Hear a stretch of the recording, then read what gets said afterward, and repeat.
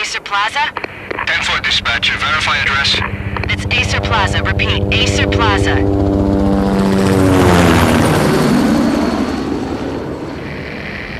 Shots fired on the rooftop. An assault in progress at Acer Plaza. Repeat, an assault in progress.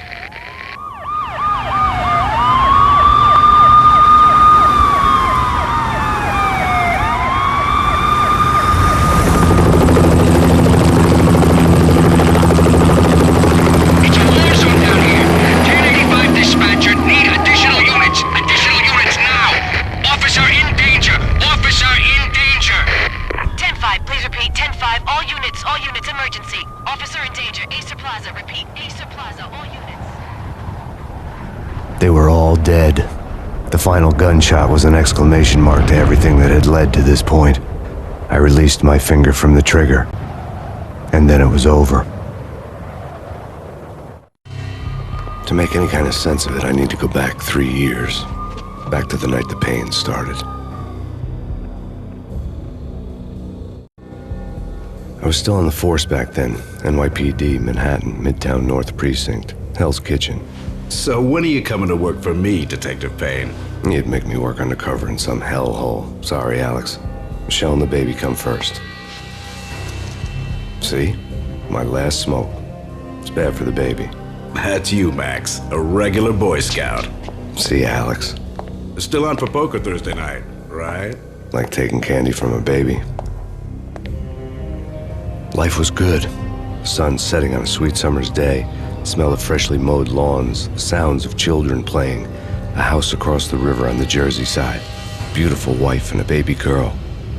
The American dream come true. Honey, I'm home. But dreams have a nasty habit of going bad when you're not looking. The sun went down with practiced bravado. Twilight crawled across the sky, laden with foreboding.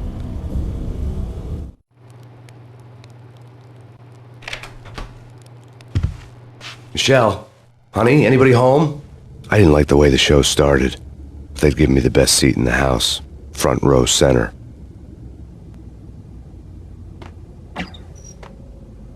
What the hell?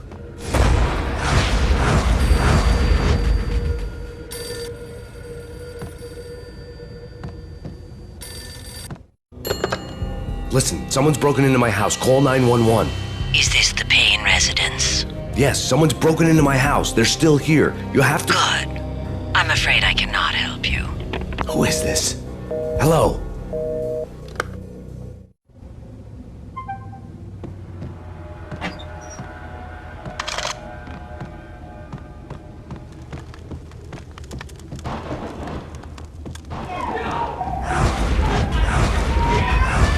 Michelle!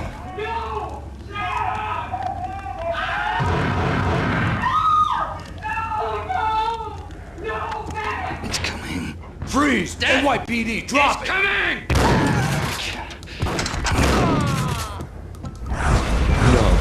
No, please, God, no. The flesh of fallen angels!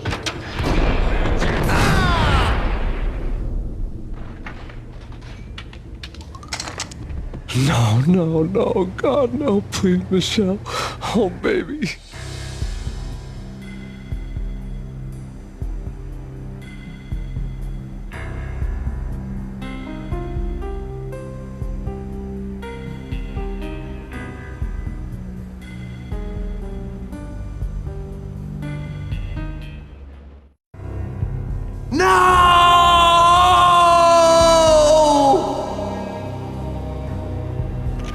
That was 3 years ago.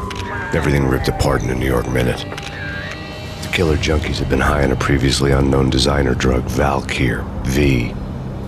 After the funeral, I told Alex I'd be transferring to the DEA.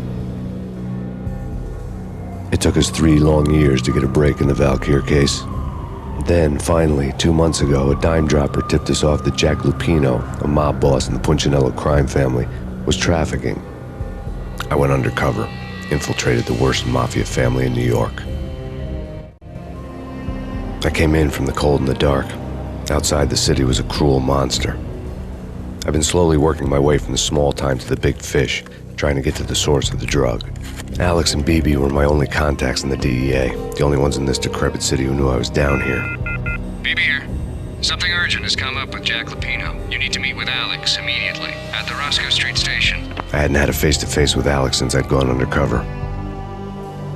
Outside, the mercury was falling fast. It was colder than the devil's heart, raining ice pitchforks as if the heavens were ready to fall. Everyone was running for shelter like there was no tomorrow. It didn't get any better when I got to the subway. The feeling hit me like a point-blank shot straight in the face. Something was not right about this.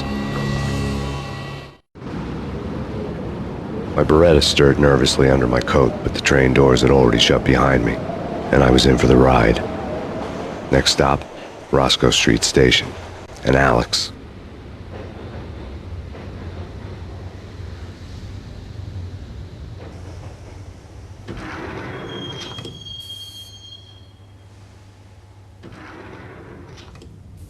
The station was drenched in gloom. Alex was a ghost, nowhere to be seen. I'd have to look for him.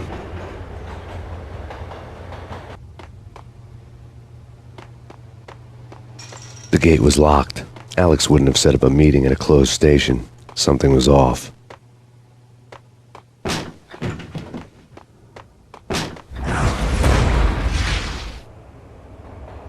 Death was in the air at Roscoe Street. I'd have to find Alex fast.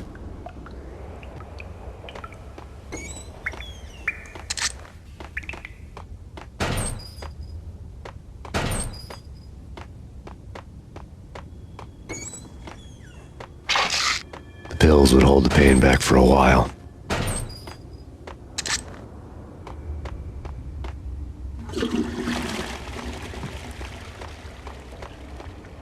Wasn't Jake supposed to take care of this? He and Mickey are having too much fun taking care of the cop up there. Well, what's the plan? Simple. Gun down every mother-loving bastard that gets off the train. Sweet. Didn't the train go already? No idea. Let's just wait and see. Hold it!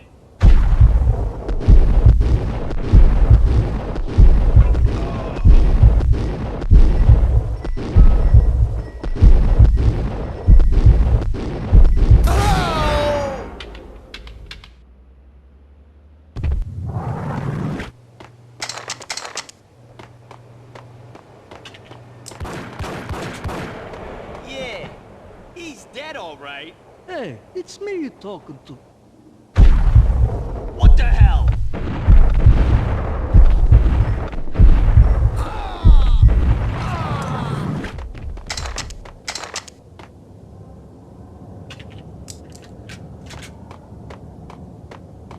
Yo, guys. Hey, yo!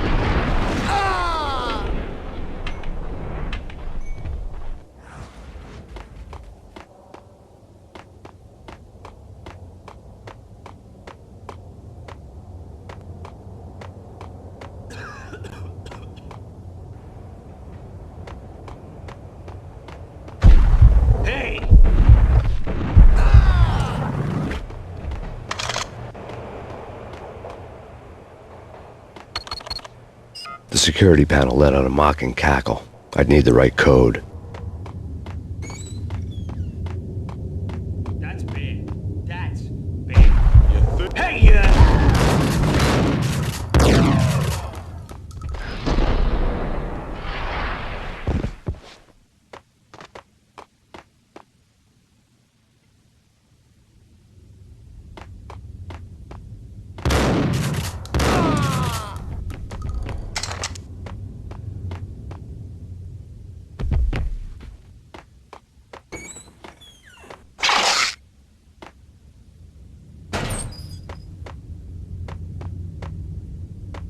While looking for Alex, I had ended up in the middle of a big-time crime operation.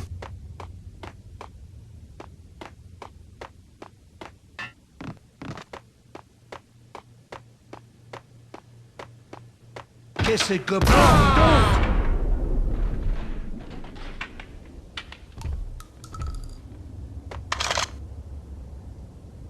You saved me, man. What's going on here? A massacre. These armed thugs just appeared from nowhere. We need to get help. I can make the call from the control room 1 floor up. Can you take me there? Sure, sounds good. Follow me.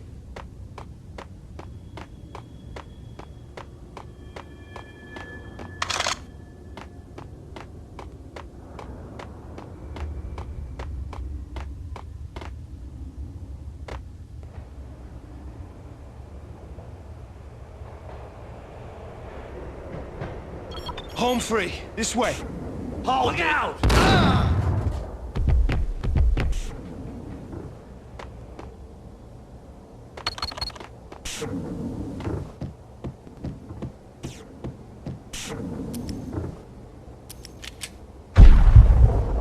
Get him!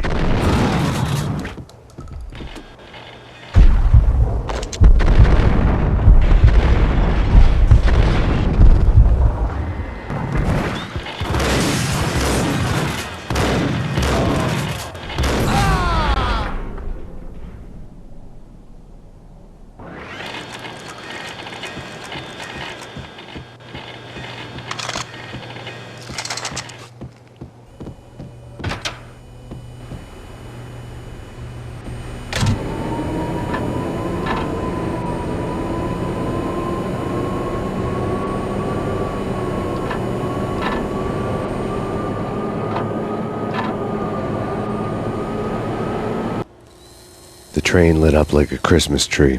The power was back on.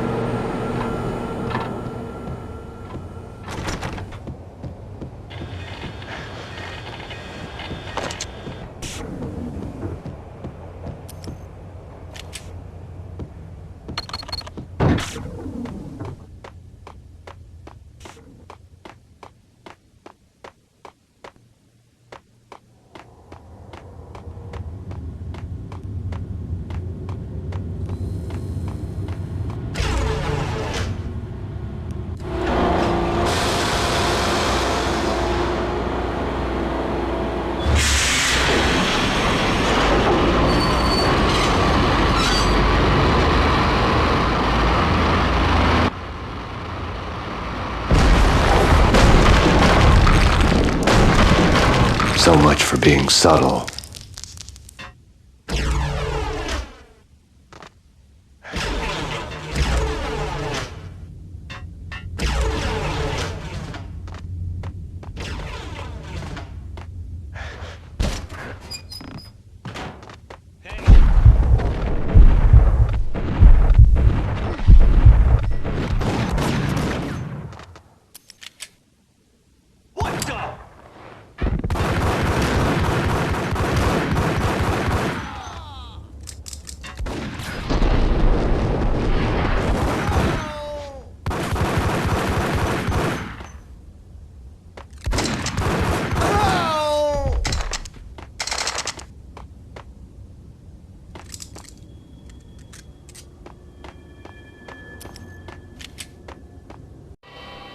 The rusty door led to an abandoned part of the station, closed off since the early 40s.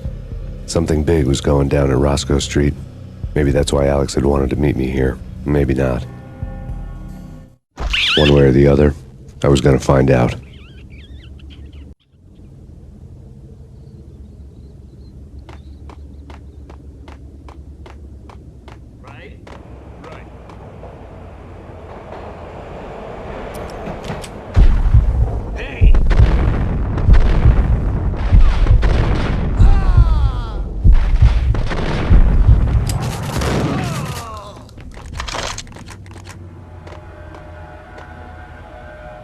What the?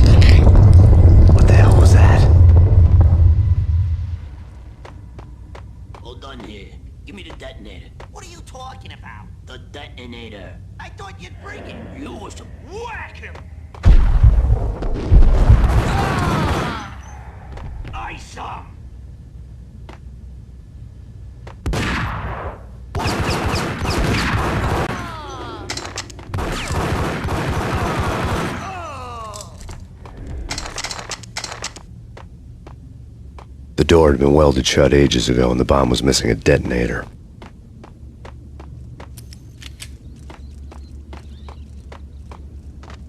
Okay, fellas. The police are on their way. New York's finest are gonna be here soon. So stick to the plan. We've got our own private exit route. In and out, do your thing. Wham bam, thank you, ma'am.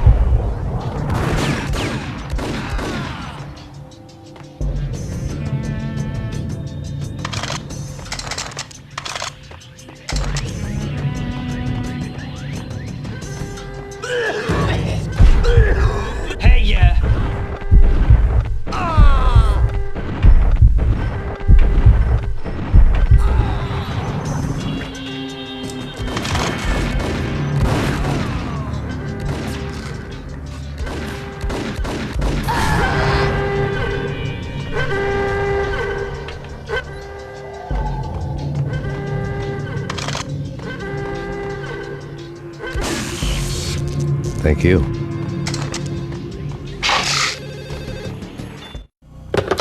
We come to you now live from the crime scene. Who is this? Right back at you. This is Deputy Chief Jim Bravura from the NYPD. You are to cease your criminal activities and surrender immediately. Sure thing, Jim. Me and the boys have been talking and everyone's real sorry. They'll never do it again.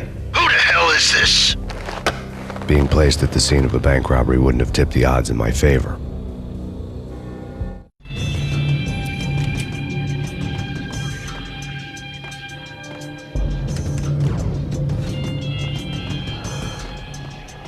The bank robber's score lay on the table.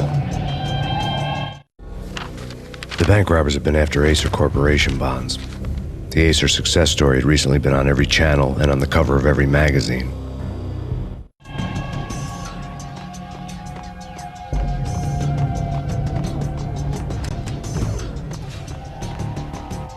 The bank robbers had left their tools on the table. Judging by the detonators, the crooks had bought enough explosives to send Lady Liberty into orbit.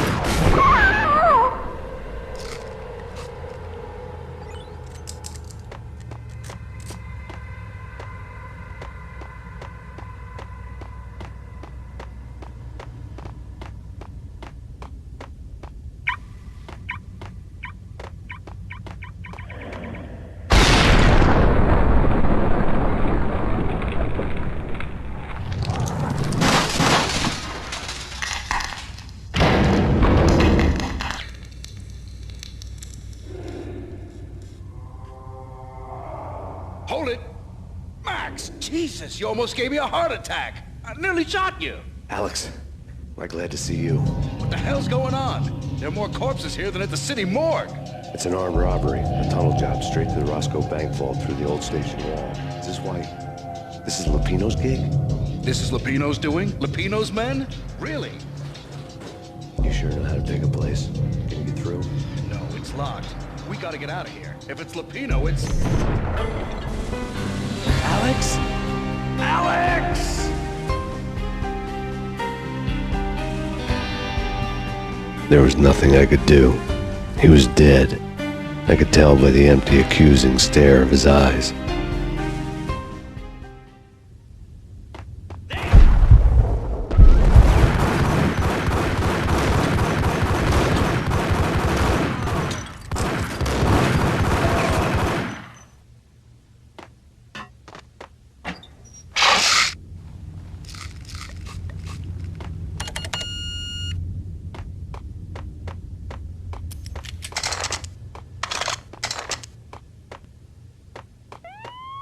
Let's get the hell out of here! Hold it! Get him!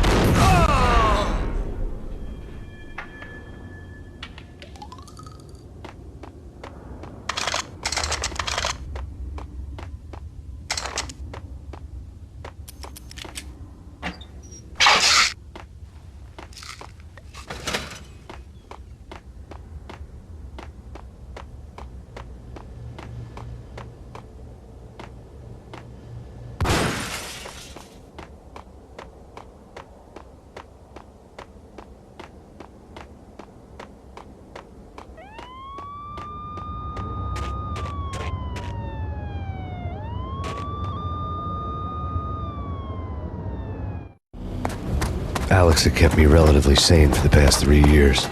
Now I didn't know how I felt. Somehow he had stumbled upon something big and ended up stepping on Jack Lupino's toes. Lupino ran his racket of sex, drugs, and contract killings from a sleazy hotel in a slum block of tenements. The NYPD was closing in. I could hear the sirens. Their wail was a crescendo. Lupino thought he could get us by taking Alex out and leaving me to take the fall for it. All he had gotten was my attention. I went for the hotel first. It was a sad old thing with flickering lamps and faded colors, cheap mobster punks and tired-eyed prostitutes. I walked straight in, playing at Bogart, like I'd done 100 times before. The place was run by a couple of murdering mobsters with shark smiles. The Finito brothers. Ladies and gentlemen, it's the pain in the butt. Pain to the max. You're killing me. Did you make that up yourselves, or you get some wino downstairs to come up with it? Don't answer that. A rhetorical question. I got something for the boss. Lupino around? That kind of depends on who's asking. A friend or a junk squad plan. Don't answer. It's one of them, how do you put it, rhetorical questions. Lupino ain't here, but he says bye. Lupino wasn't in his cheap hotel. Instead, I ran into the Finito brothers. My cover had been blown, the door slammed shut behind me, and then I was dodging bullets like raindrops. Pain in the butt. Ha ha! Pain to the max. Junk squad kid. Gotta take to the Marble City for it. Eat first and lying down. Bring it in.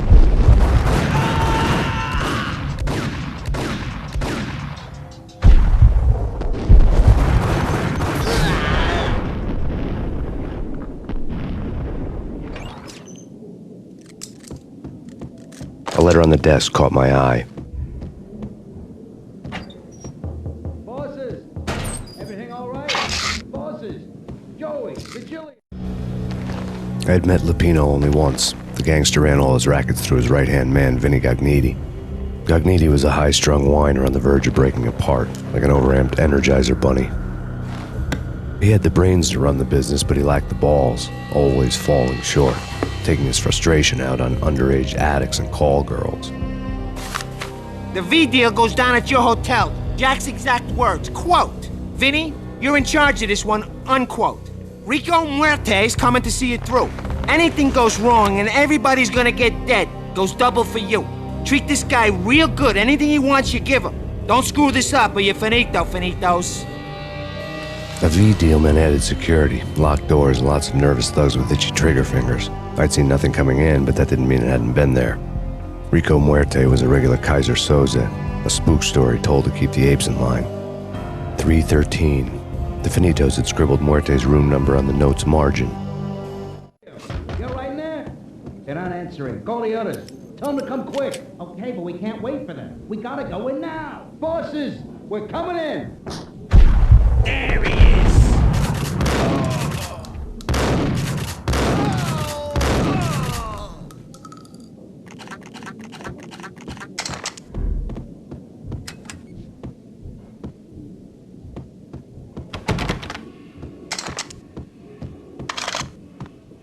Getting out was not going to be easy. The staircase was locked and the elevator had been busted for a decade or more.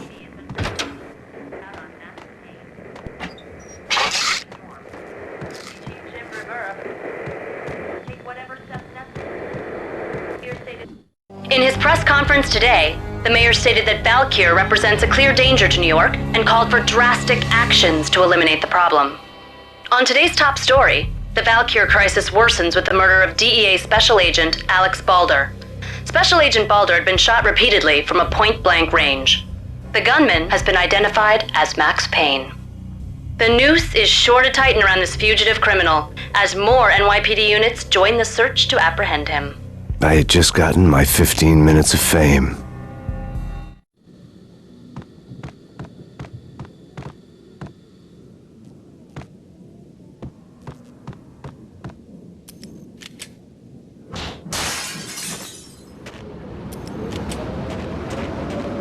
Something's wrong with the bosses. Payne's there and they're not answering. Let's go already. Payne's gonna pay in spades. Yo!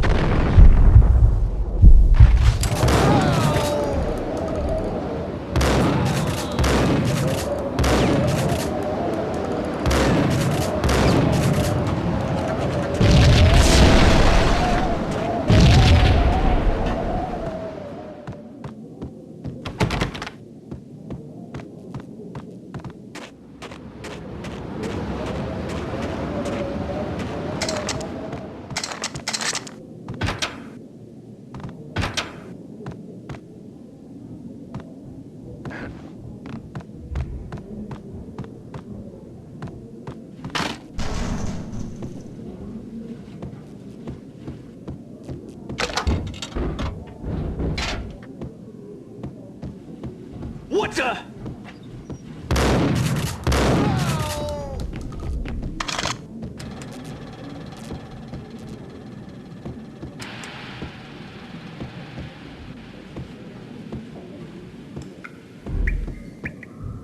Previously on Lords and Ladies. Lady Amelia, Marquis Valentine asks for an audience. Thank you, Lawrence. My lady. My lord. And now, an all-new episode of Lords and Ladies, brought to you in part by Acer Corporation.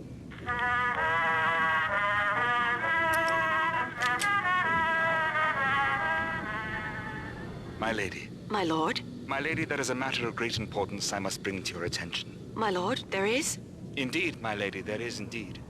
From the very first moment we met, upon that distant forest path, there has been sunlight in the autumn leaves blazing like the colors of your hair. Oh, my lord, you should not speak so. But my lady, I must. My lord, no! I forbid you. This cannot be. This must not be. But why, my love, why? My lord, it is too dreadful. Do not force me to speak the words. My lady, I beg of you, I must know. I would rather die than not know. Yes, my lord, we should both be dead, for this shame is too great for the living. My lord, I am your long-lost sister. Hold it!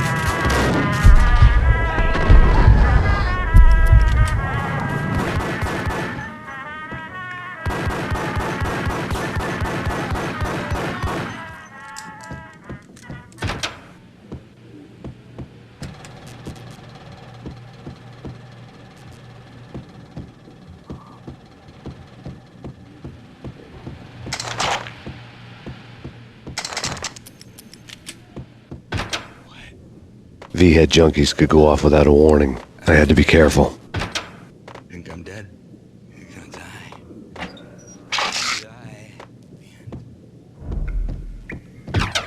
It's Payne!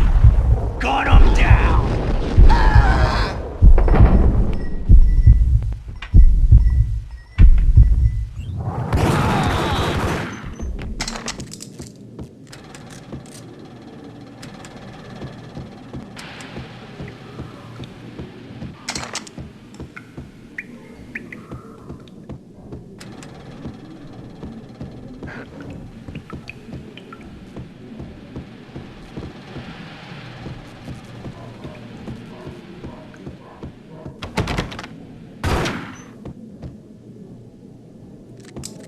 Piece of crap!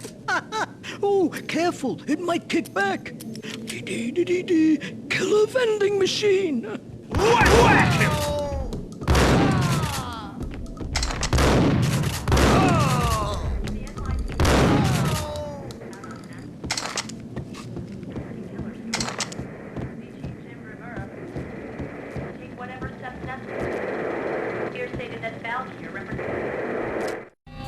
Tonight, the city's fight against the nightmare drug Valkyr took a turn for the worse as DEA Special Agent Alex Balder was found brutally slain at the Roscoe Street subway station. A suspect was seen leaving the site only moments after the shots had been fired, and the NYPD is currently in pursuit of Max Payne, a repeated felon believed to be armed and extremely dangerous. And now the weather.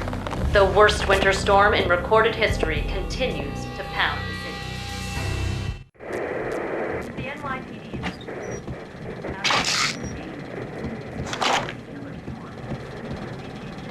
This party had been dead for a while. I couldn't say I was sorry I'd missed the show.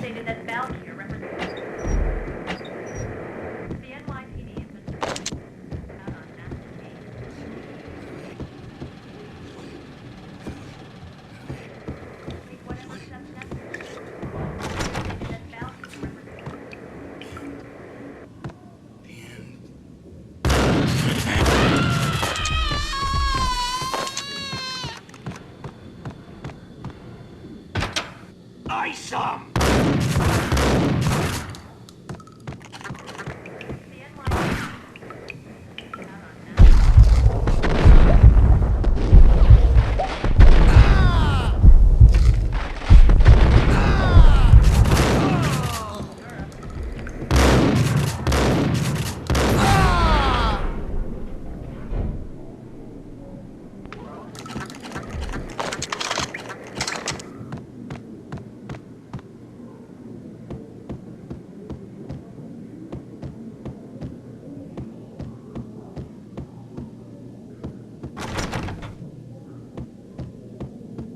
I'd found Muerte's room.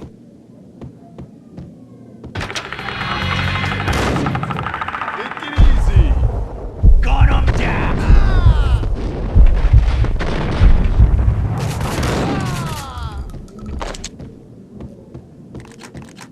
Muerte had received a letter. Our investigation had turned up nothing to link Angelo Punchinello, the head of the Punchinello family, to Valkyr. All tracks had ended with Jack Lupino. The letter in Muerte's room was signed by the Don himself. It was the first hint that the Kingpin knew what was brewing inside his syndicate. The trouble you got into after the Chicago screw-up. The Punchinello family bailed you out. You have been waiting for a chance to pay us back. One of our trusted boys has a monkey the size of King Kong on his back. And we need your special skills for backup on a major deal. Collecting evidence had gotten old a few hundred bullets back. I was already so far past the point of no return I couldn't even remember what it looked like when I had passed it.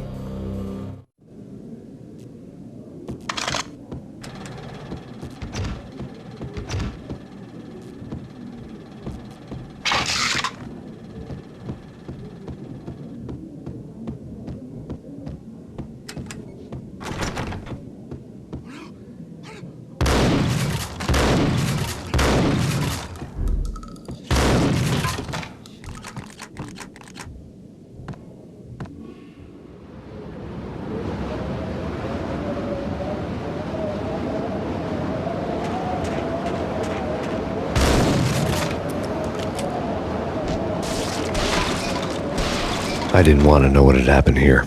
It was not a pretty sight.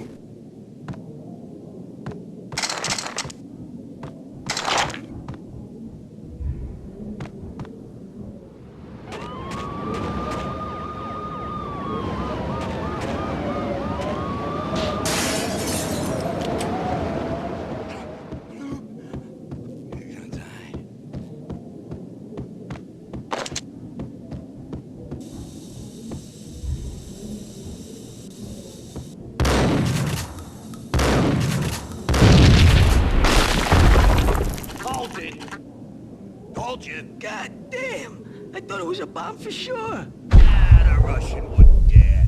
What the?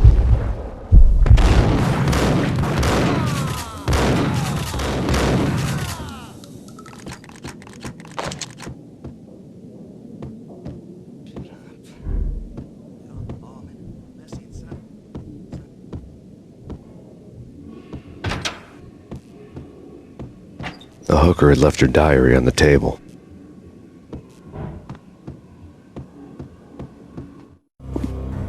The diary belonged to a hooker named Candy Dawn. The read would have made a vice cop blush.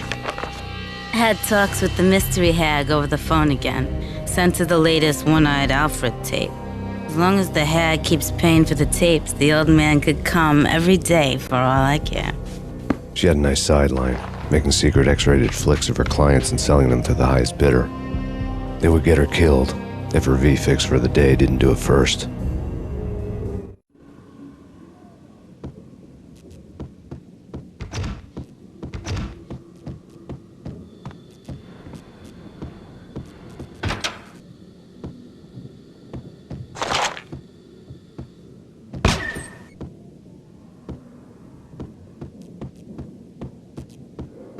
What the hell? Tim, go get him. No, wait, you go get him. You go and get him.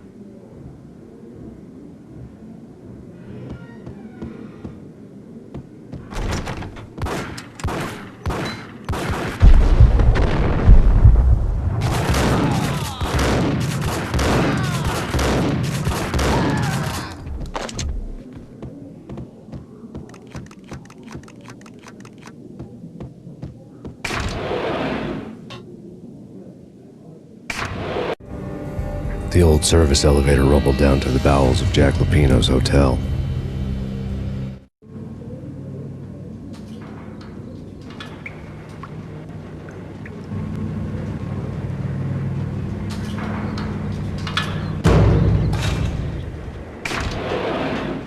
It was freaking crazy. The cops were doing a full-scale siege next door. What's right there?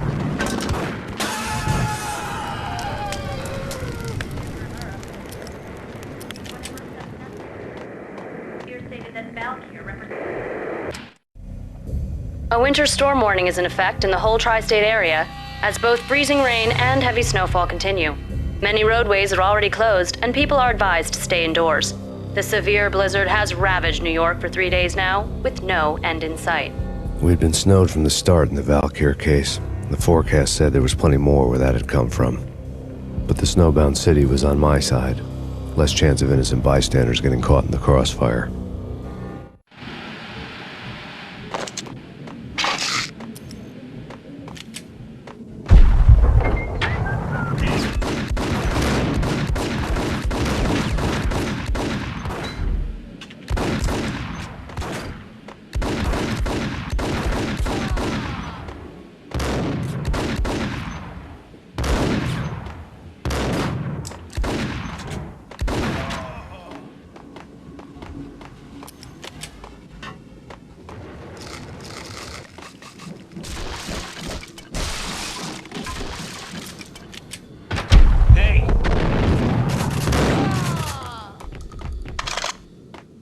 Exhibit number 1, a newspaper.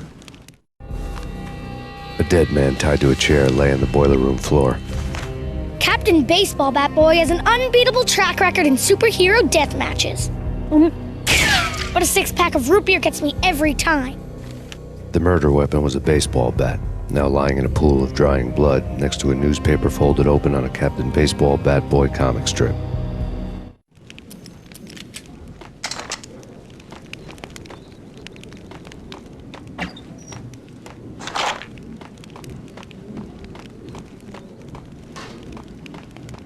vampire movies. Why are they always set in LA or Mexico? They can't even get a tan. If I was a bloodsucker, I'd move to the North Pole. Winter's one long night. Yeah, and what would you eat? Suck blood from penguins? Nah, Eskimos, man, Eskimos.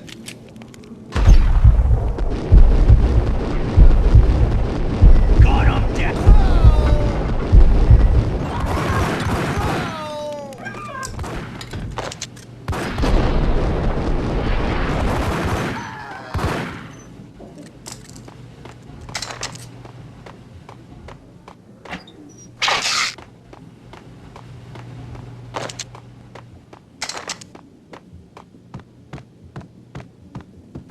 Chill with the guns.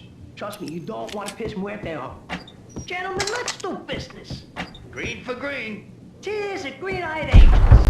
Amen.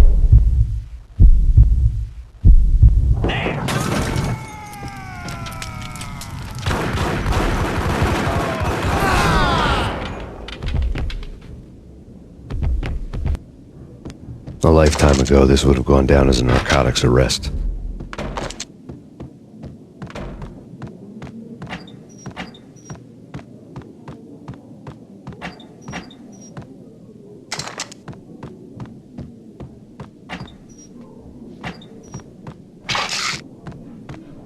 There was a key on the table.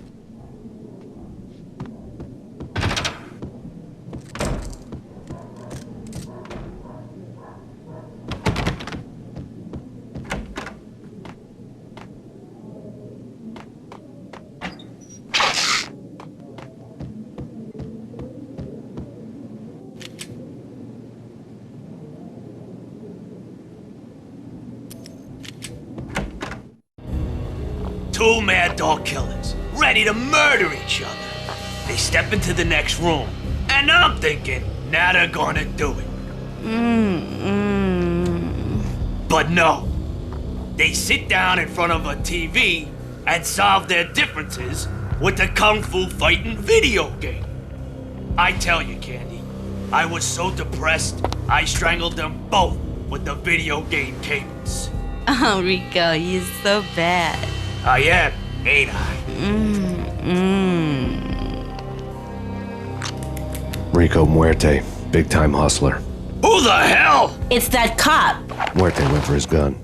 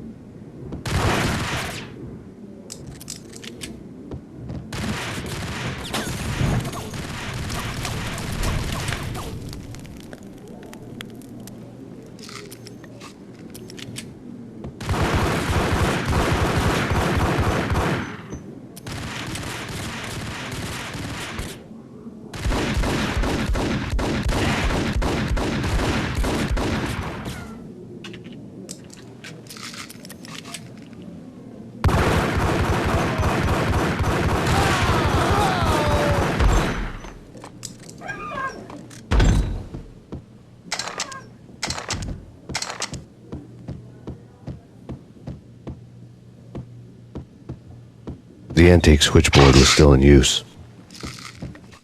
There was an old telephone switchboard in the back room of the reception area, the kind that made phone tapping child's play. It It wasn't hard to picture a fat pimp sweating with headphones on, listening to his hookers talk dirty and fake orgasms over a web of party lines, the blood veins of New York. Right now, there was a different set of moans and groans going on. Boss, Corneli, it's Max Payne. He came, started capping us. He killed him.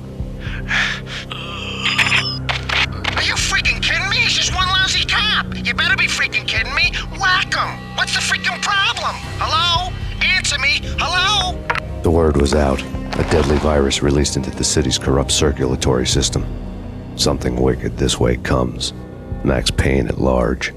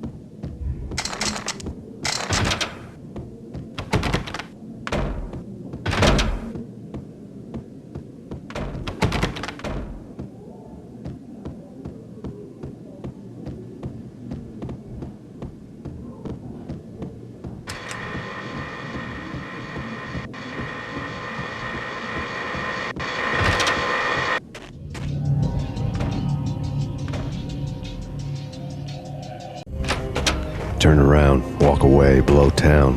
That would have been the smart thing to do. Guess I wasn't that smart. Lupino's tenement buildings were a seedy hangout for all kinds of sleaze. A liquor store, a pawn shop, a laundromat full of mobster bookies and loan sharks. The list went on. The how and why of it was a mystery to me, but they knew I was a cop. They knew I was coming, and they were going to get real trigger happy about it. I got to see Lupino's hangout all lit up. A bomb went off, turning snow into liquid gold. A pillar of fire lifted the remains of a car straight up into the air. The flames were highlighted on the hood of a black Mercedes-Benz as it coasted down the street real slow, as if the driver didn't have a worry in the world. I got a good look at the man riding shotgun. It was Vladimir, the head of the local Russian mob, the fly in Don Punchinello's soup. The ringing in my ears was the sound of a mob war being waged.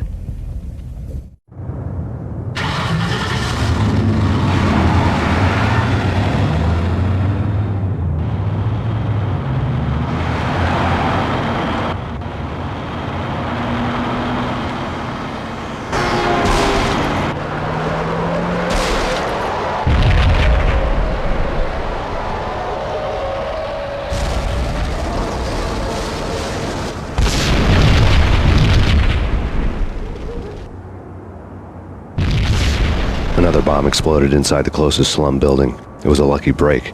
The goons inside were spooked, but luck always came with a price tag. More bombs could still be ticking inside, and the cops would already be on their way. Jack Lupino's suite was on the top floor. At least it used to be, before the explosive makeover.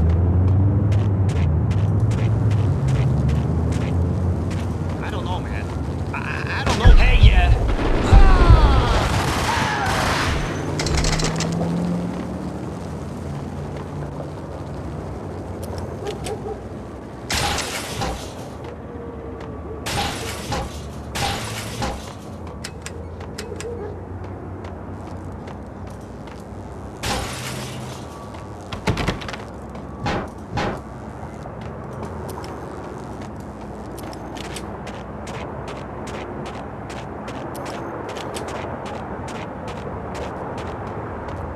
headlines were a depressing read. The headlines were screaming bloody murder. The storm was a screaming duet with the approaching prowl car sirens. It was all a scream when you were down for the count and wanted for murder.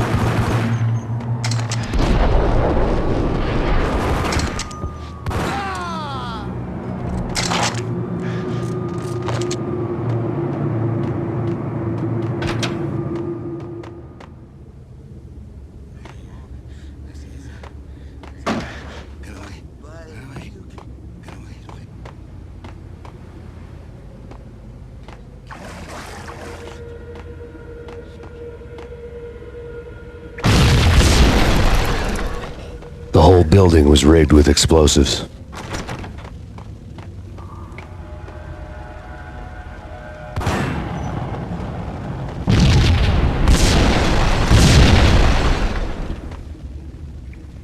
What the?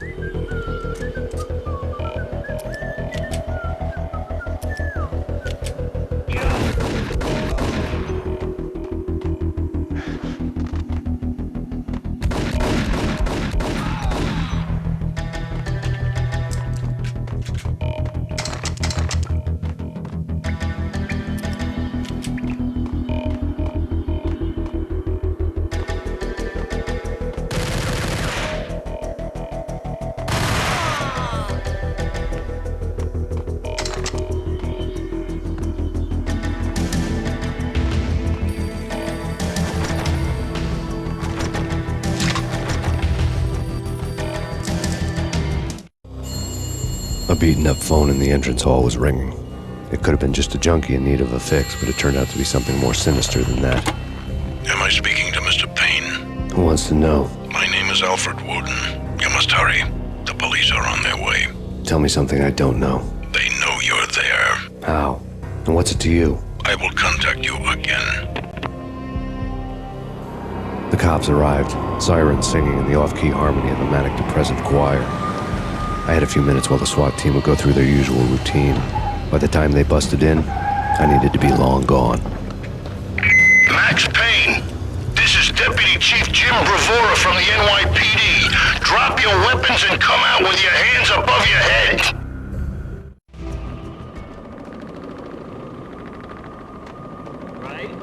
Right.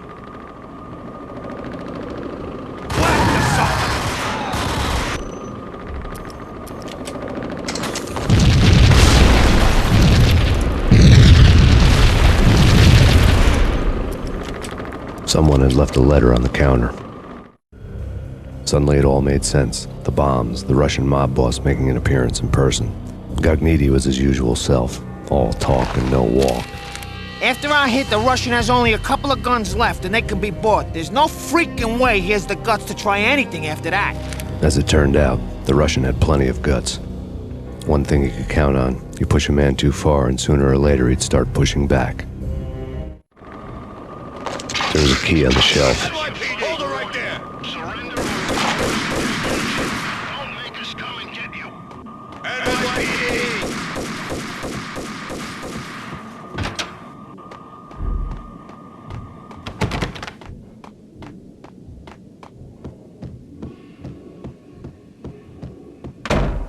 Hold it.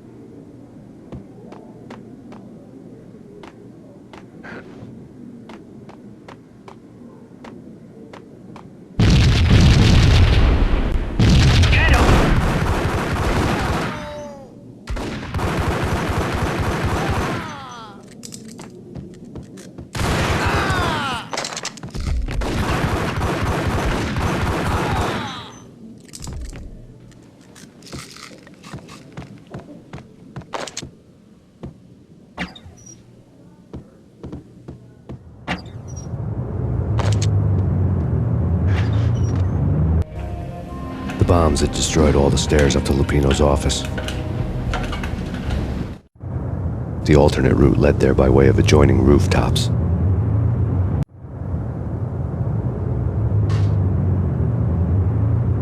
It's never been this cold. Never ever. It's like the sky's falling. Yes, sir.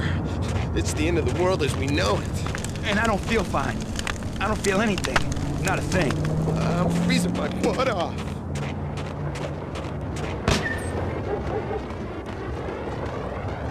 To get to the roof, I'd need to get to the elevator through the locked door up ahead.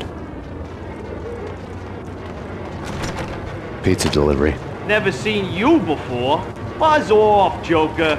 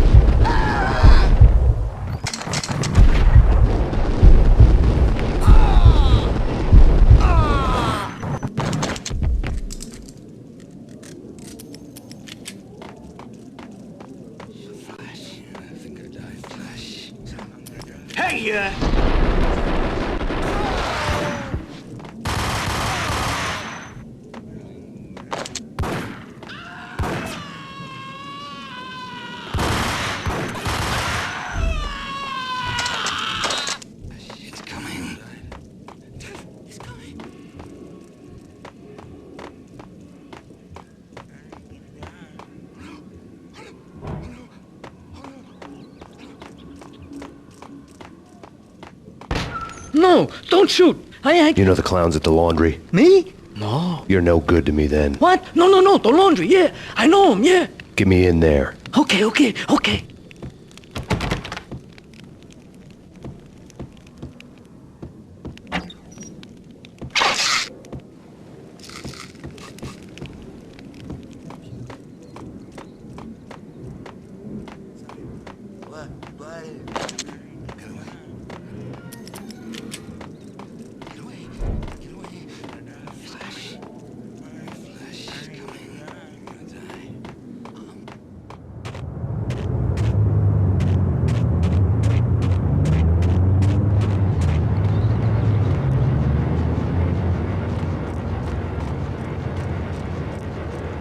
It's me. Open up.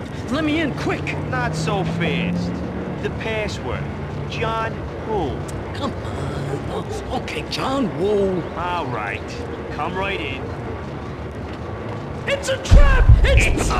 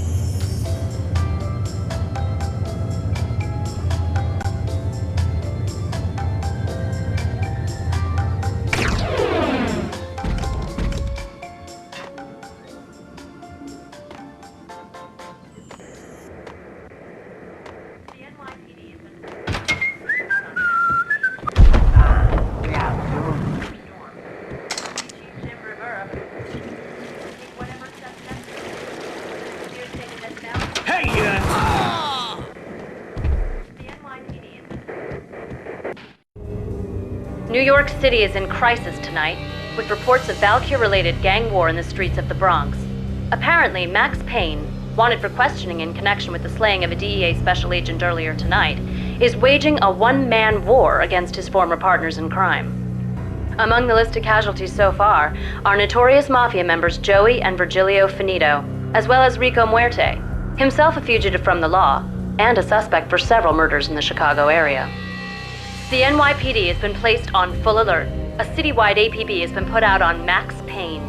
Deputy Chief Jim Bravura has promised to take whatever steps necessary to bring him to justice. What those steps may be remains to be seen. For NYCNN TV News, this is Kira Silver.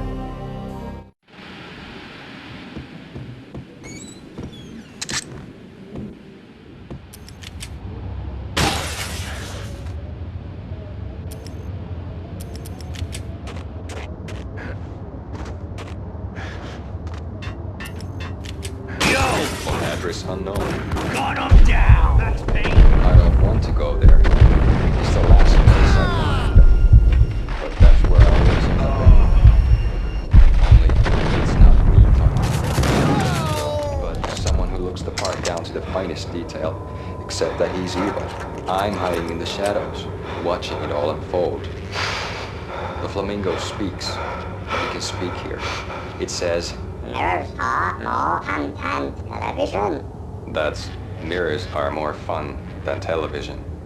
Somehow I know this, just don't ask me how. And I, not me, but my double, nods and smirks at this like it was the funniest thing in the world. And then something goes wrong, and suddenly they know I'm there, hiding behind them, and they both turn to look at me with cold eyes. And the flamingo speaks again. Threshold tolerant pain stress. I have no idea what that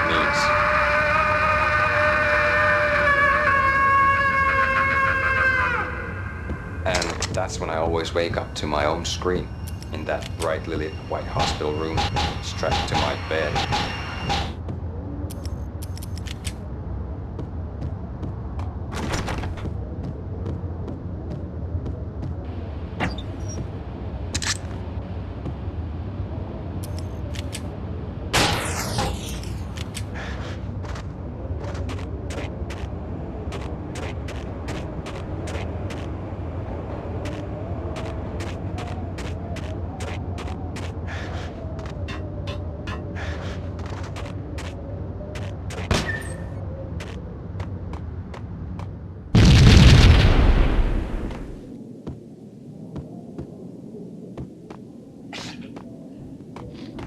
Red, blue, or green? It's always red or blue in the movies. So, green? No, not the green.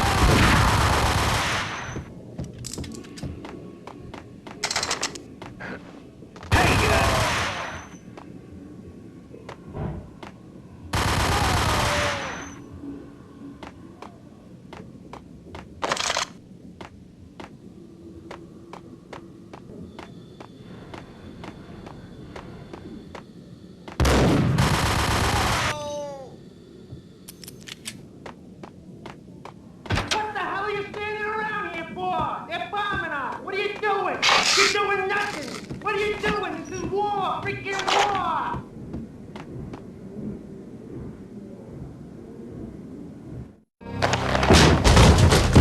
Vinny Gognitti, just the man I've been killing to see. Payne? Freaking fed! I knew from day one there was something screwy about you. What do you think you're doing? You're a freaking cop. You ain't got squat on us. You can't just come in here waving your piece like it meant something. Yeah! Oh my God! Oh God, you shot me! Ah! You're dead, Payne! What the hell are you waiting for, you apes? Kill him! Kill him! With pleasure, boss. Gognitti bailed. I made like Chow Yun Fat.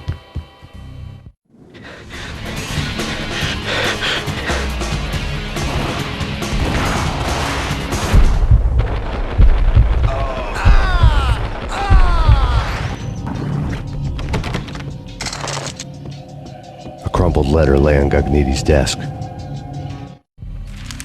The letter was addressed to Don Punchinello, but Vinny had never had the nerve to finish it. Jack's gone voodoo. Just the other night, he shot Dino because he wanted to see what his brains looked like splattered on the wall. He's a freaking mad dog. We're running out of men and business fast. Gognitti had been living in mortal fear of his boss. Jack Lupino was a psycho.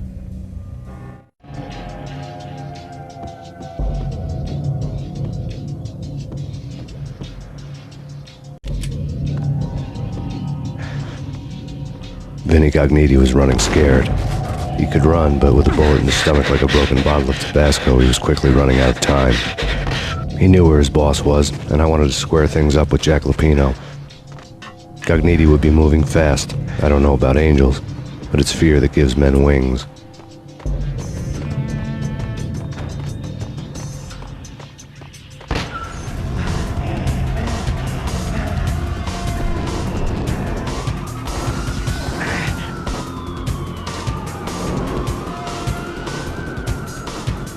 Gognitti hitched a ride. To catch him, I'd have to follow his lead.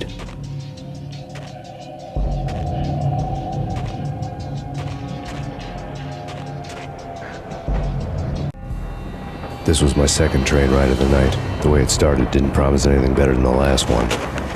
Freezing wind tearing at my face like sandpaper and razors, ice hard and slick under my hands and feet. And somewhere in the background, the wail of sirens, the city howling after me. New York sped by in fast forward. Dark rooftop water towers and a dead forest of antennas and chimneys, all a blur. When the train he was riding slowed down, Gognitti made his move.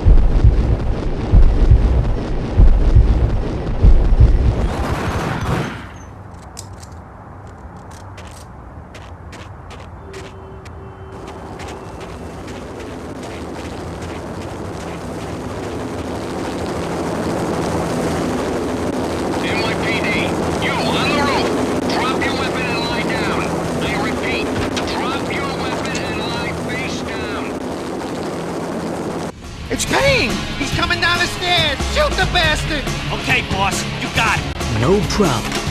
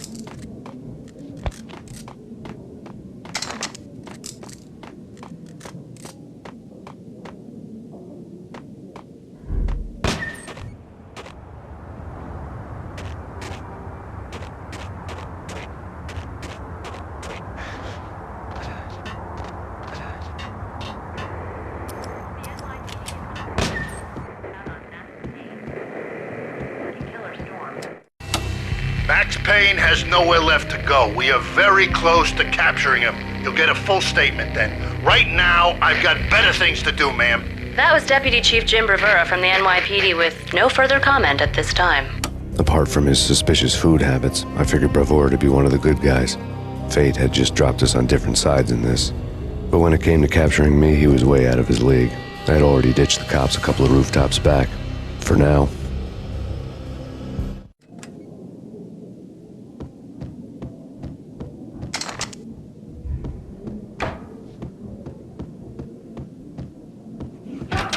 I can hear him. Ready? Keep your guns pointed at the door. Okay. Whack the sucker!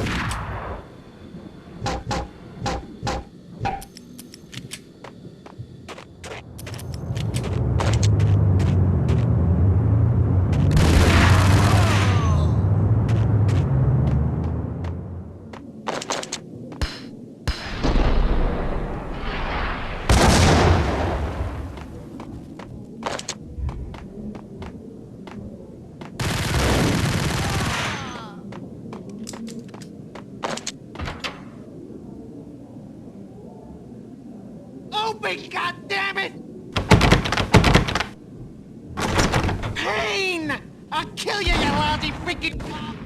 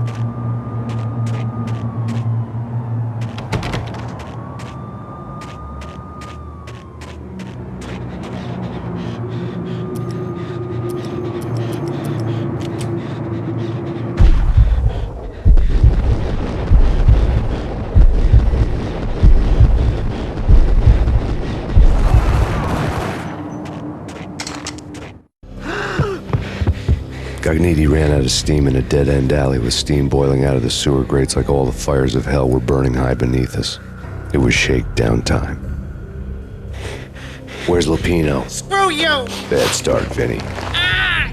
Police brutality! I rate pretty high on that. You can't just hurt me in cold blood? Just keep telling yourself that. Listen good, Candyman. I'm not gonna be anybody's fall guy. I want to know where your boss is hiding. There was no glory in this. I hadn't asked for this crap. Trouble had come to me in big dark swarms. The good and the just were like gold dust in the city. I had no illusions. I was not one of them. I was no hero. Just me and the gun and the crook. My options had decreased to a singular course. I'll tell you, just don't hurt me no more. Lupino's at Ragnarok, the nightclub. Book me. Take me in the whole minute to freaking jail. Just don't hurt me. Your rights will be ready at your funeral. Ragnarok was Lupino's private nightclub, a den of drugs built into an old theater. I knew what waited inside. V-head junkies ready to explode in random acts of senseless violence, and Lupino's goon squad, the worst stone-cold killers this side of hell. Ragnarok was as inviting as a headache, flickering and flashing to a machine gun beat. The belly of the nightclub was a gothic theme park that began with bondage games and led to the nasty stuff from there. As subtle with its dark message as a cop killer bullet through the heart, like father, like son, just like Jack Lupino.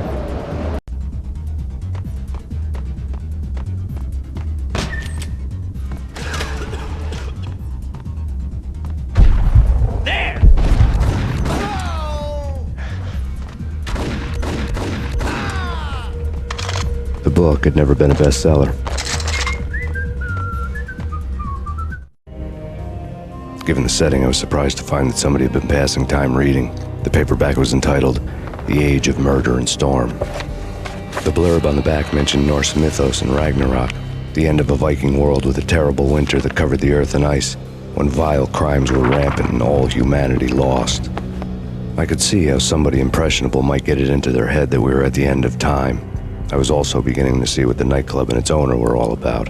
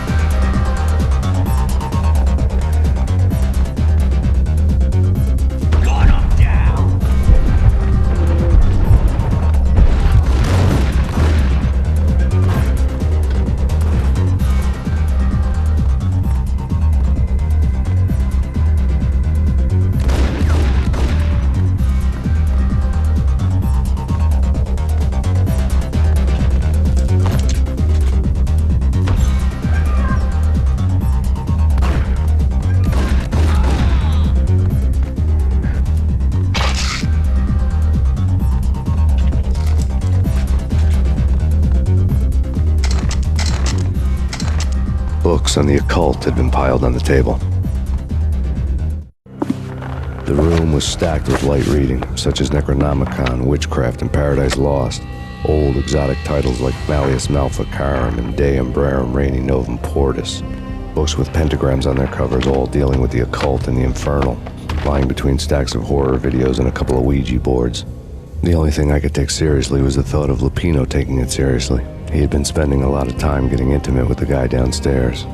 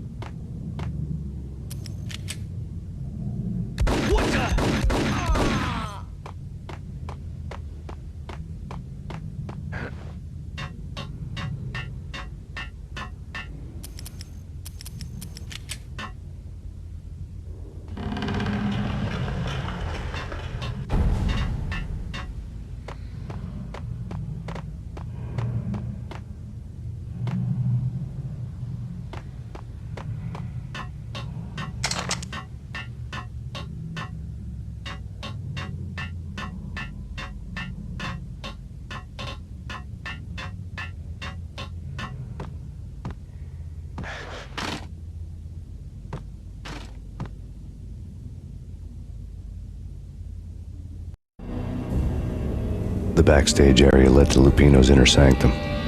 The hot air inside was like an invisible wall, thick with incense and something else, a sickly sweet smell that made you gag. This was the rotten core of the Big Apple. Lupino lurked somewhere ahead, like a spider at the center of his web, waiting. The vapors in the air started to make my head swim. Torn pieces of a letter lay scattered on the sofa. Punchinello had threatened Lupino in writing. The note had been torn to pieces, bloody fingerprints all over them. Don't want you to think that one of my boys is not playing with a full deck. Shape up, Jack. We are running a business here. I'd hate to send the trio to strong-arm you. The trio were the Don's notorious henchmen. It was obvious that Lupino hadn't been intimidated by the threat. Lupino's notes covered the table. Jack Lupino was crazy, all right. The table was scattered with notes of demented arcane nonsense written in rusty blood. A mishmash list of demons, devils, and dark gods evoked. Beelzebub, Asmodeus, Baphomet, Lucifer, Loki, Cthulhu, Lilith, Hela! Blood given to you all. He was after that old Faustian deal. Your soul for power and fortune. Just sign on the dotted line with your blood. Lupino's notebook lay on the pedestal. Jack Lupino was crazy, all right. Mythic wolves, let loose to devour the sun and the moon. Lupino is the wolf. I'm Mr. Beast, the big bad Fenris wolf. I'm the end of the world man, wearing the flesh of fallen angels. After Y2K, the end of the world had become a cliché. But who was I to talk? A brooding underdog avenger alone against an empire of evil, out to right a grave injustice. Everything was subjective. There were only personal apocalypses. Nothing is a cliché when it's happening to you. The flesh of fallen angels! Come to me all! Astaroth, Beelzebub, Asmodeus, Baphomet, Lucifer, Loki, Satan, Cthulhu, Lilith, Hela! Blood to you all! Secret, living under the skin of reality. I've seen it. The corruption of flesh. Oh, I'm the wolf, yeah! I am the wolf! It's close. It's coming. You have come. It's to the end of time. It's now! I will rise to her side! I don't need the words! I'm beyond the words!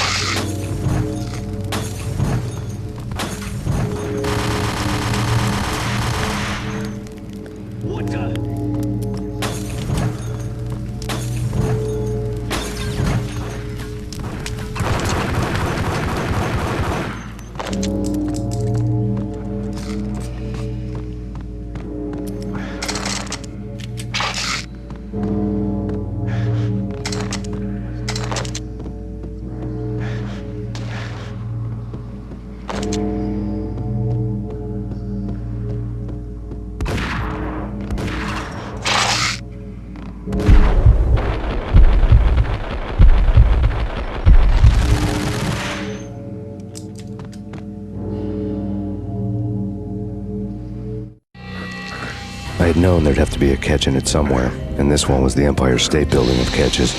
Lupino was pumped up and dying to go 15 rounds with a mutant alligator. And then he started this spooky monkey talk, straight from a bad dream. Mine. I have tasted the flesh of fallen angels. I've tasted the devil's green blood. It runs in my veins. I've seen beyond the world of skin, the architecture of blood and bow and arrow. Death is coming! She is coming, and hell follows with her. This is the twilight winter. I am ready to be her son.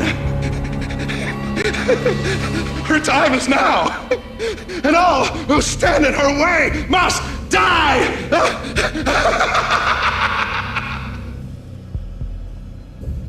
Die! You'll die! You'll die! Now! All die! Oh!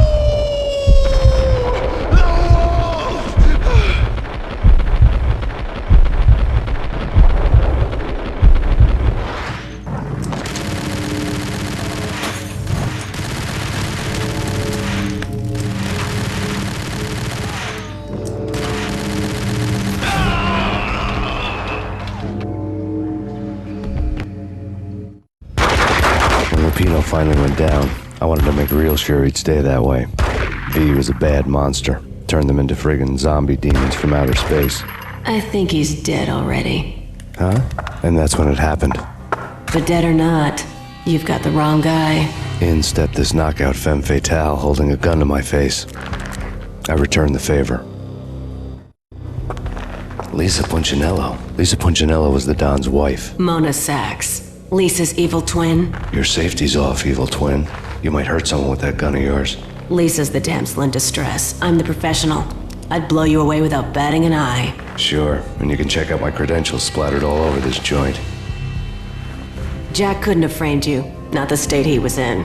We're after the same slime bag. Angelo Punchinello's the one who murdered your friend and framed you with it. You know this for a fact? I've got my sources. I don't have a clue these days. I just shoot them as they come. Who put a contract on the Archfiend? This one's mine. I hate the guts of that sadistic wife-beater. Why not pool our bullets for this one? I thought you'd never ask. My finger was starting to twitch. How do you like your whiskey?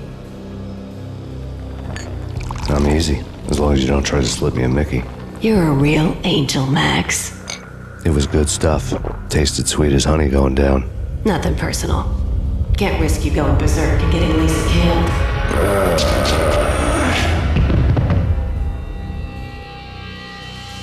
The nightmare was always the same. Violent shapes moving in darkness, old and ugly. The killer's mad laughter was a riddle filled with wicked innuendo.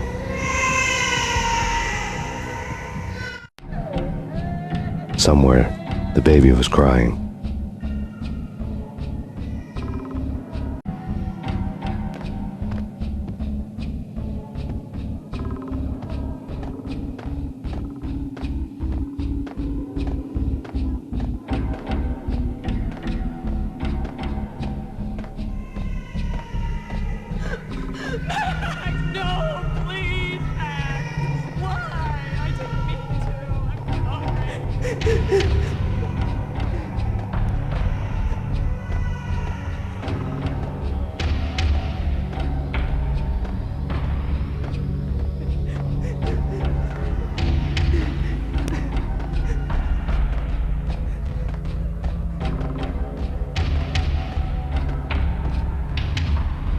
Should have known it when we found you snoring next to Lupino's corpse.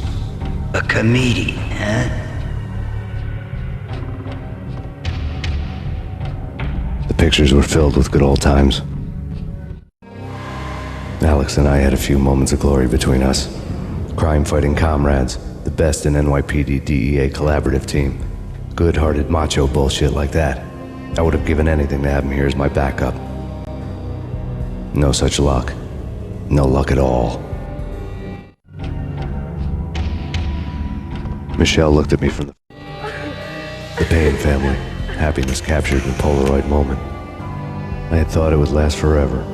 till death do us part. I didn't want to think about it. As long as I didn't, it could never happen. But I had broken my own rule. The thought had already slipped in. Fear was rusty needles poking at my brain. Cold and scaly, it slithered down my chest. Photo.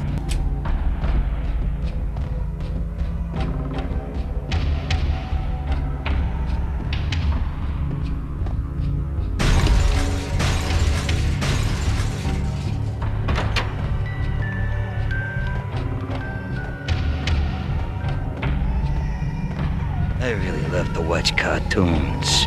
Captain Baseball Bat Boy's my favorite.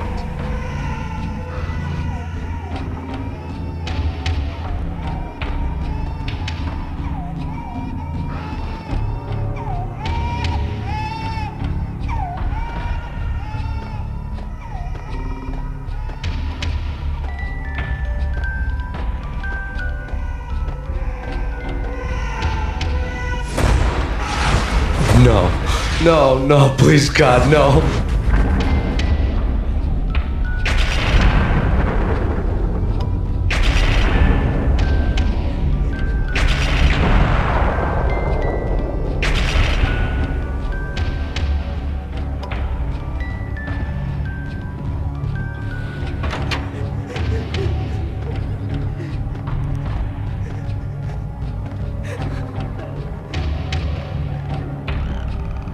Slice them, dice them, shoot them full of holes, blow them to bits, vaporize them, disintegrate them. No matter what you do, they'll still be back, good as new. Michelle's diary lay on the table. Michelle was working part-time in the district attorney's office. Her diary was open on today's entry, her handwriting all pretty curves. An army dossier found its way to my desk yesterday. Valhalla? Isn't that a Norse myth? Something about Vikings?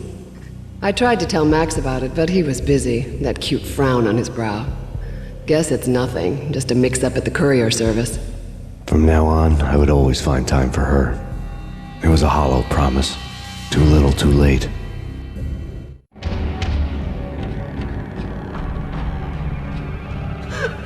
Max, no, please, Max! Why? I didn't mean to. I'm sorry.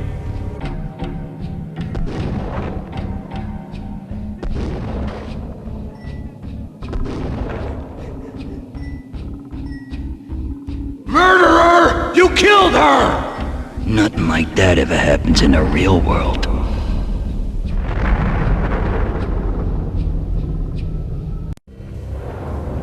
I woke up in a bad dream. My head felt 2 sizes too small for my brain. Max Payne. I envy your name. And the killer was smiling. Pleased to meet you.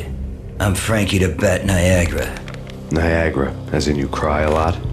He had a baseball bat and I was tied to a chair. Pissing him off was the smart thing to do.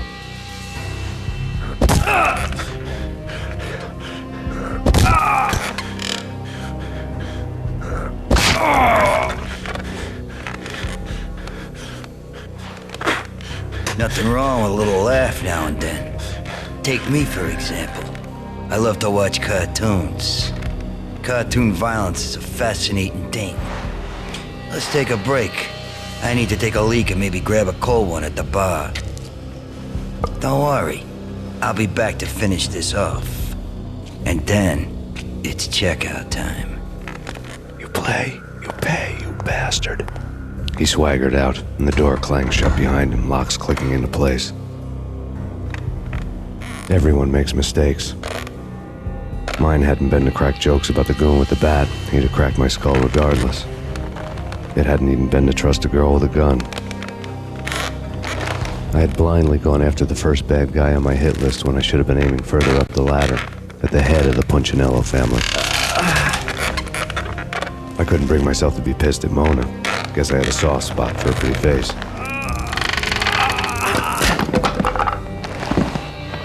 But when somebody decides to play baseball with your head, you tend to get sore. They had dragged me back to the basement of Lupino's hotel. I was beaten, bruised, and blue. I felt like the chair I had broken to get free.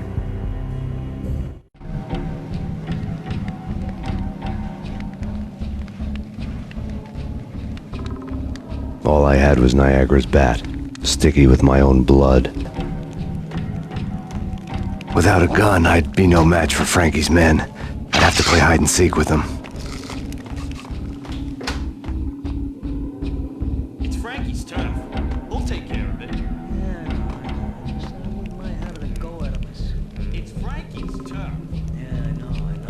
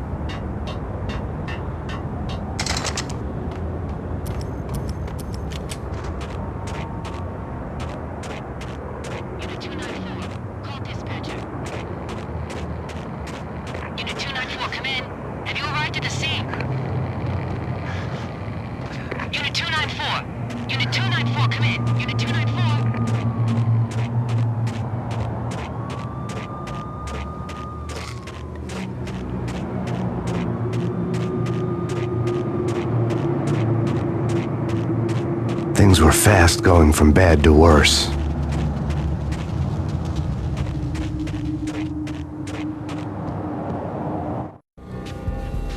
The men in blue had come and gone. They had decorated the place with chalk outlines and tied it together with yellow tape. The cops who had stayed behind were dead. Frankie, his boys, and I had the place all for ourselves.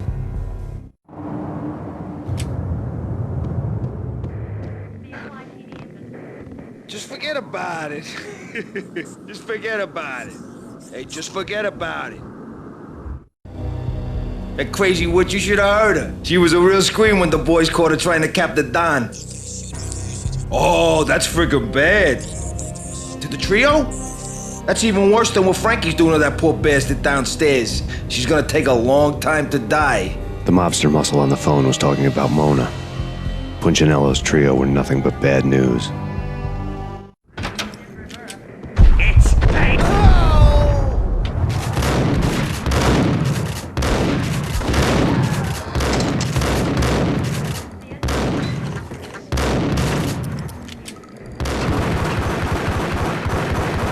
evidence that Punchinello didn't like me much. The fact remains that all the victims so far identified in the Ragnarok shooting have been known criminals, many of whom had large doses of V in their blood. Reliable sources say that Max Payne was also among those killed, although no body has been recovered at this time. Reliable sources. That meant somebody thought the Mafia had me, didn't want the cops snooping around anymore. The body would be delivered to them barely recognizable. Case closed. Don Punchinello had the power to be that reliable source, which was no news. But his news was old news. Framing me hadn't been enough. Don Punchinello had put a hit on me. He wanted me dead, and it had been important enough for him to give written instructions to Frankie about it. Max Payne should die like a dog for the trouble he's caused.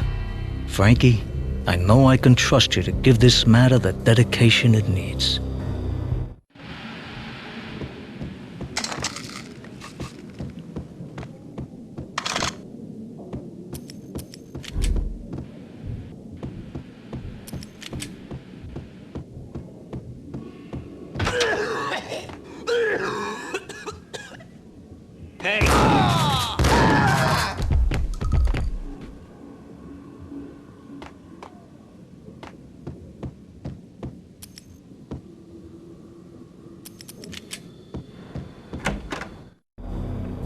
The hotel bar was fast developing quite a history.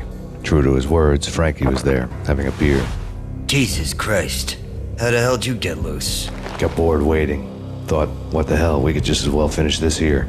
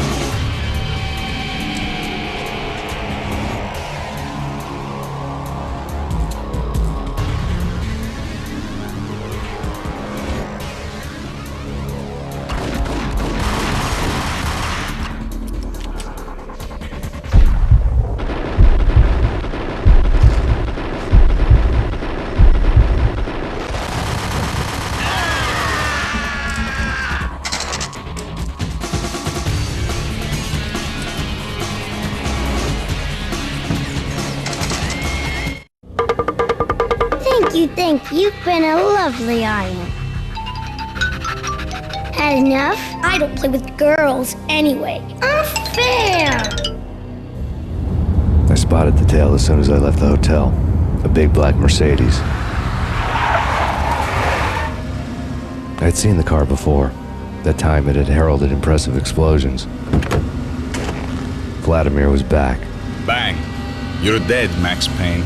I might have laughed if I remembered how. What's this supposed to be? Cops and robbers? Look, you want something with me? Get in line. Peace, man. Relax. You know you are a real news item. Armed and dangerous. I am going to make you an offer you can't refuse. I've always wanted to say that. It's a bum rap. I've been framed. That's a moot point. Whatever you did or did not do, I'm sure you had good reason for doing it. Want to hear me out? I'm listening. Punchinello messing with V is bad for business all around. But that's not all. There is this guy, Boris Dine, used to pull jobs for me. He's the captain of the cargo ship Charon. Now the bastard turncoat has gone over to the other side, Punchinello's. The ship's loaded with high-res hardware, guns, my business. If Punchinello gets hold of that cargo, he's won and I have lost. And you'll have your work cut out for you. If you want to get to Punchinello, you'll need heavy-duty persuaders. I am just the man to get them for you. Change the ship back under my flag, maybe pop 2 in the traitor Dime's head while you're at it. You'll get enough guns to start the apocalypse.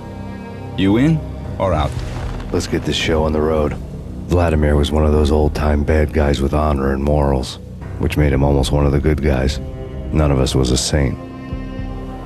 The Brooklyn riverfront was a maze of rusty containers, sharp-boned cranes looming up from the snowstorm. On a night like this, you couldn't help but think of the dark army of dead men sleeping with the fishes, cement shoes in line. No Minotaur lurked in this labyrinth, but somewhere out there, on the clanking deck of his cargo freighter, the skipper of the Chiron was waiting, like the ferryman of the River Styx. What the?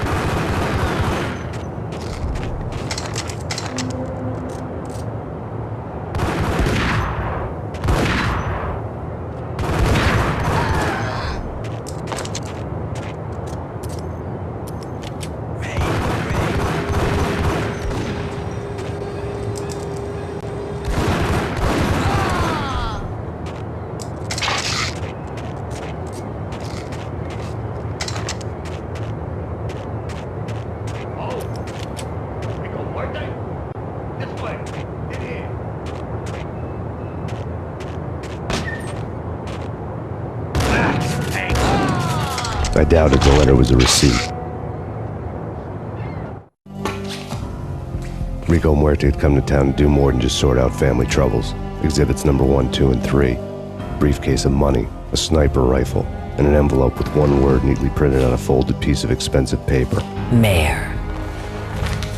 It didn't sound like a mafia contract at all. It was too cold and too to the point.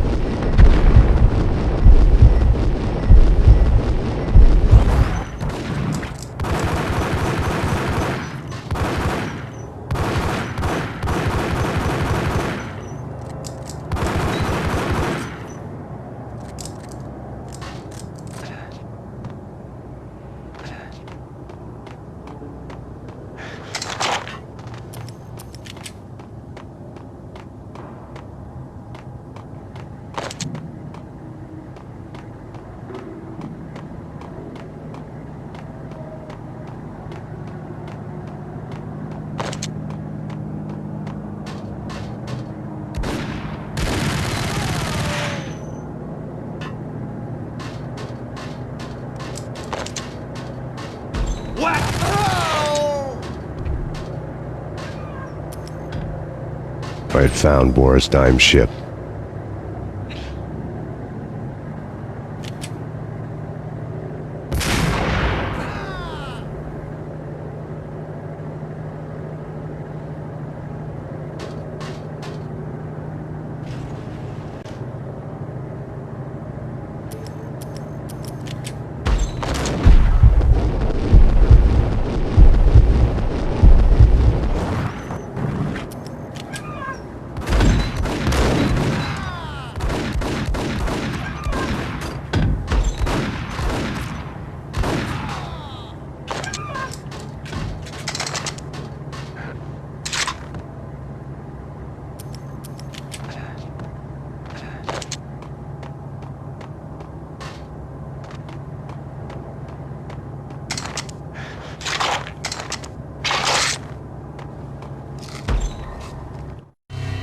Rust had crept over the sides of the cargo steamer a long time ago. Boris Dime would be on board.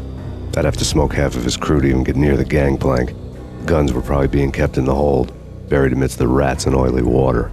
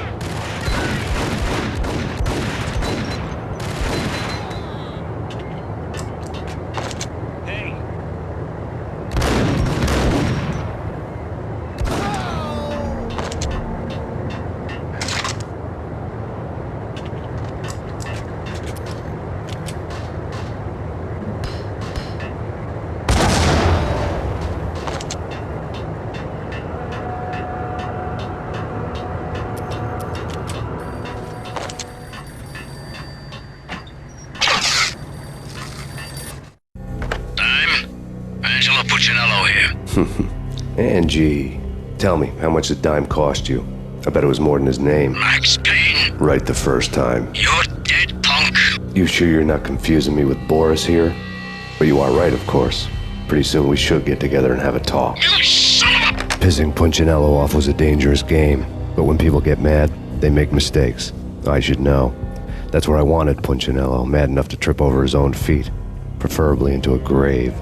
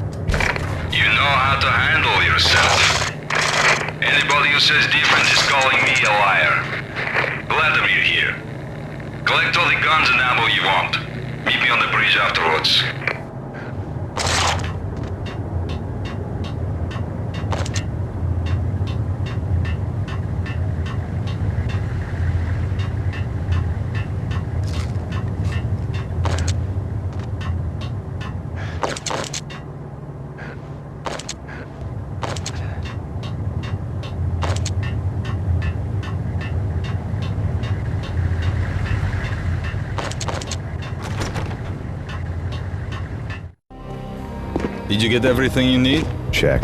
I owe you. Anything you need. This is my solo. When I'm through, Punchinello won't be anybody's problem anymore. Clear as vodka. But anytime you get between a rock and a hard place, just whistle.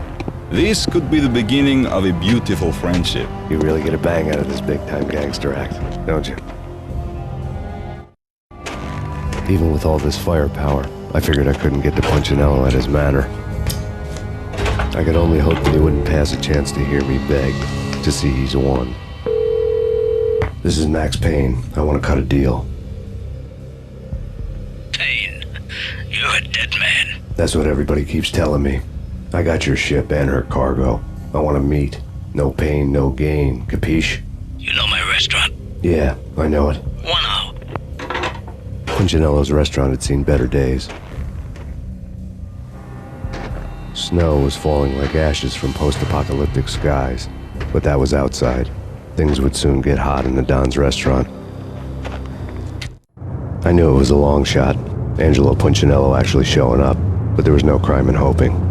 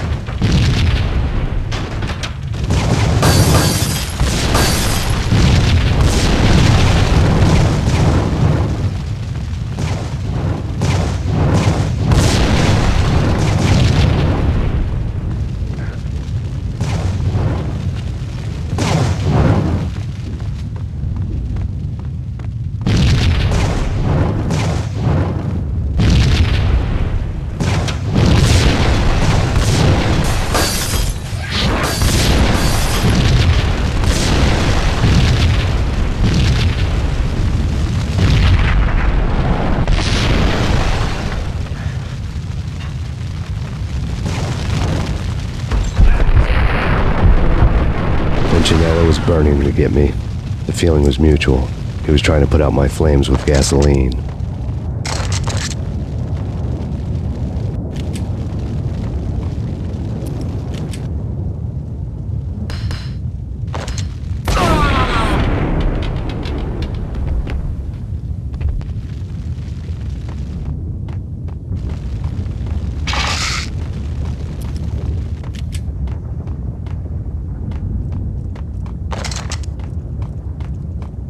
The mobsters have been guarding a real treasure, the way out of this disco inferno.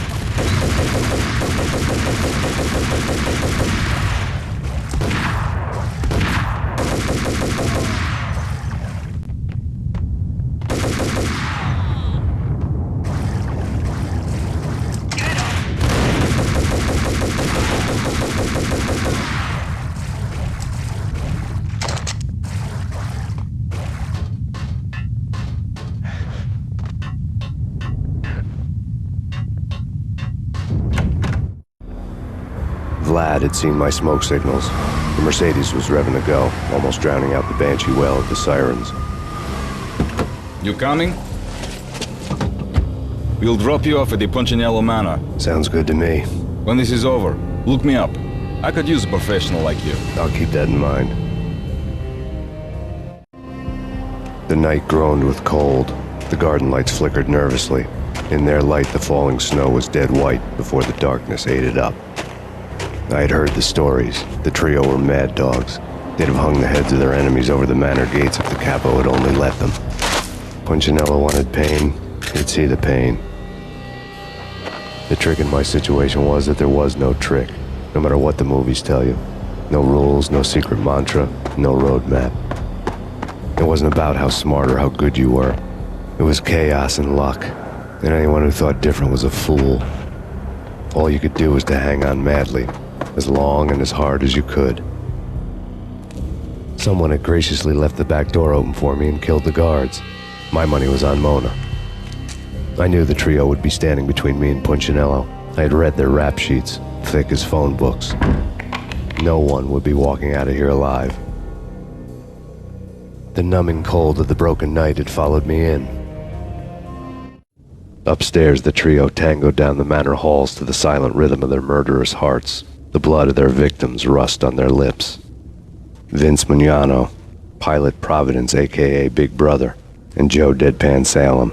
The pistol was a frozen lump in my hand, piercing the skin, gnawing me to the bone.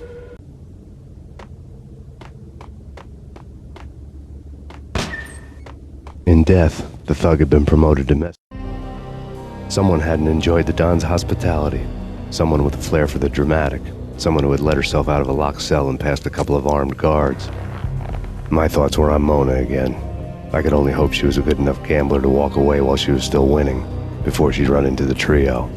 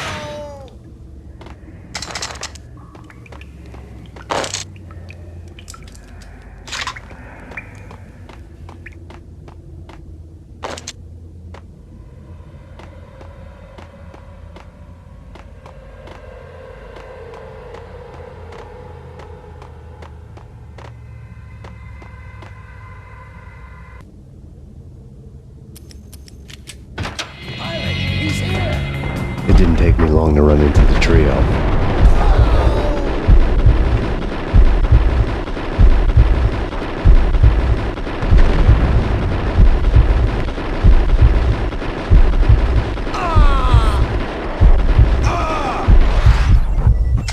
One down, two to go.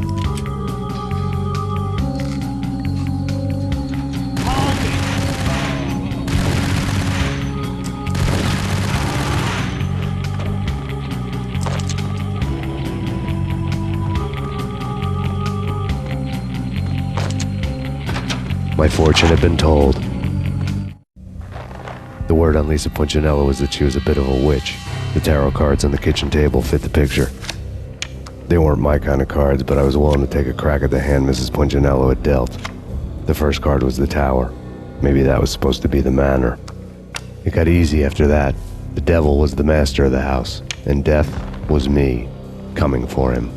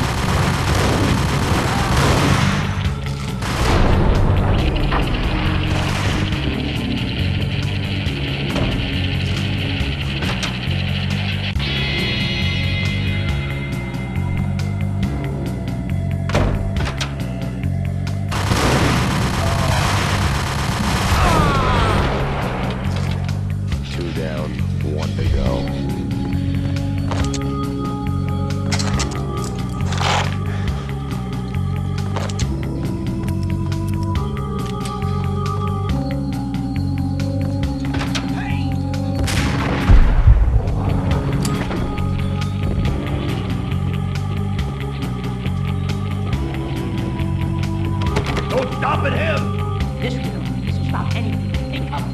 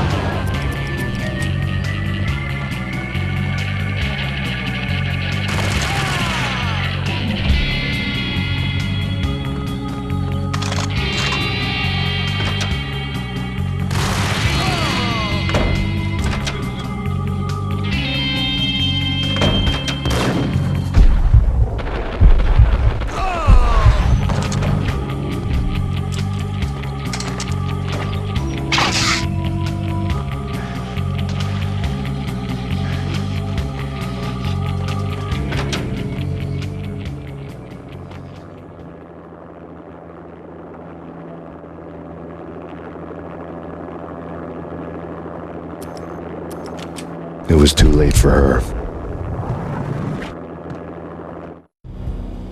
You're a real angel, Max. I couldn't tell whether it was Mona or her sister. The body was a mess. The sick bastard had really gotten a kick out of it. Seeing her lying there got me thinking about another woman's body on another bed. Got me thinking about a fallen cradle.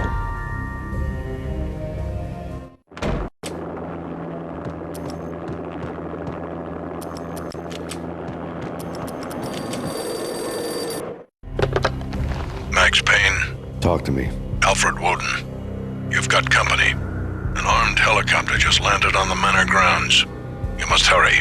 The more the merrier.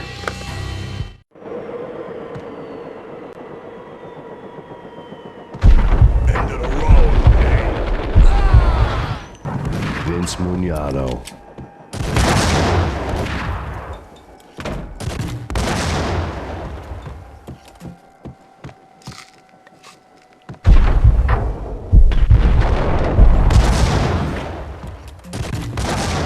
Punchinello's trio was done for.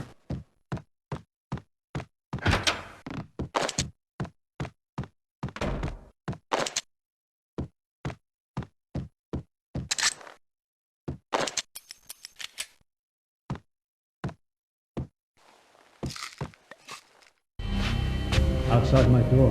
Hurry. He's coming for me. You gotta hurry. Please. I could hear Punchinello on the phone begging for help. He should have been saying his goodbyes. Punchinello was a pushover. The moment I stepped into the room, he folded like a deuce before a royal flush. No, wait. I was just doing what I was told. I couldn't refuse. She's someone high up. Government, maybe. I don't know. He was trying to buy more sand for his hourglass. I wasn't selling any.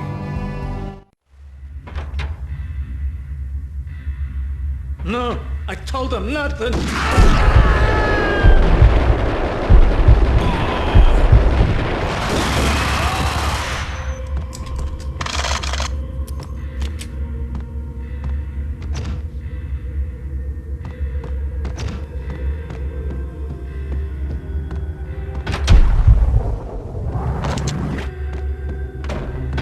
Drop it. Don't move.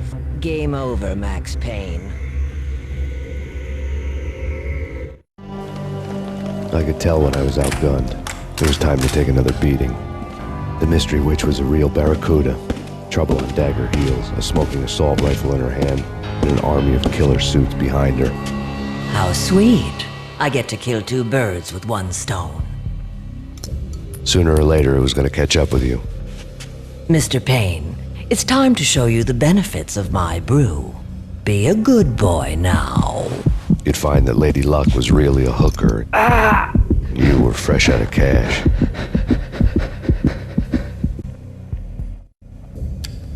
Gentlemen, we're done here. Take me to Cold Steel. She had just given me an OD of Valkyr. I could feel green fire eating my brains. They turned to steam. They did a fade on me. I'd never had a chance. The witch had got me just as sure as if she put a gun to my head and pulled the trigger. The shadows rushed me, bruised mugshot faces hungry for revenge. They knew my weak spots and closed in for the kill. The floor turned into a vortex of green blood. I fell. The flesh of fallen angels.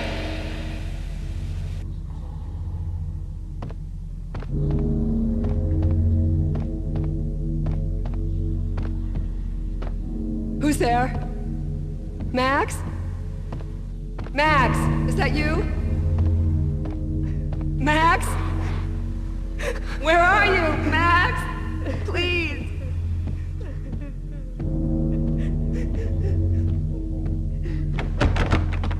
No, please, Max, no. I'm sorry.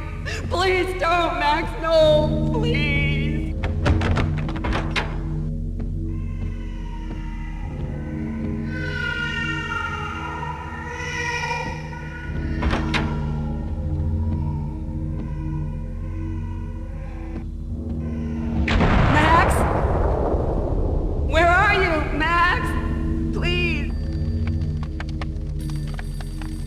The letter was staring at me.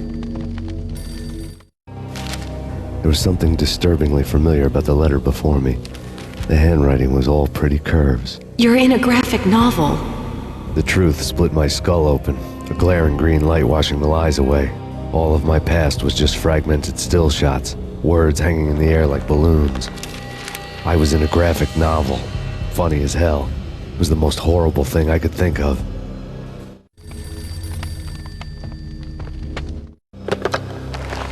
Shiny stuff and dreams are made of stooped necromancers. He sings like a banana wrist, having strayed too close to the constellations on their shaved skulls. It was a bad line in a prank call. Someone spouting insane babble. I couldn't make sense of it. But I had an overwhelming sense of deja vu, and the caller's voice sounded oddly familiar.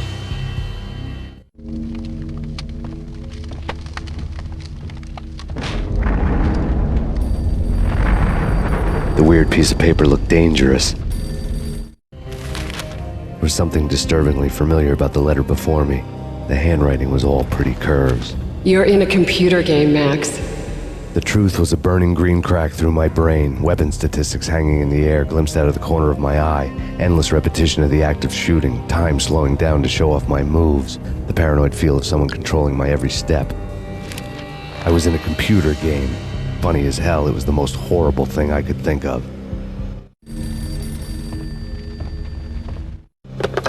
Don't lose it. It's Valkyr. The drug. Snap out of it. Try to remember. It was a bad line in a prank call. Someone spouting insane babble. I couldn't make sense of it. But I had an overwhelming sense of deja vu, and the caller's voice sounded oddly familiar.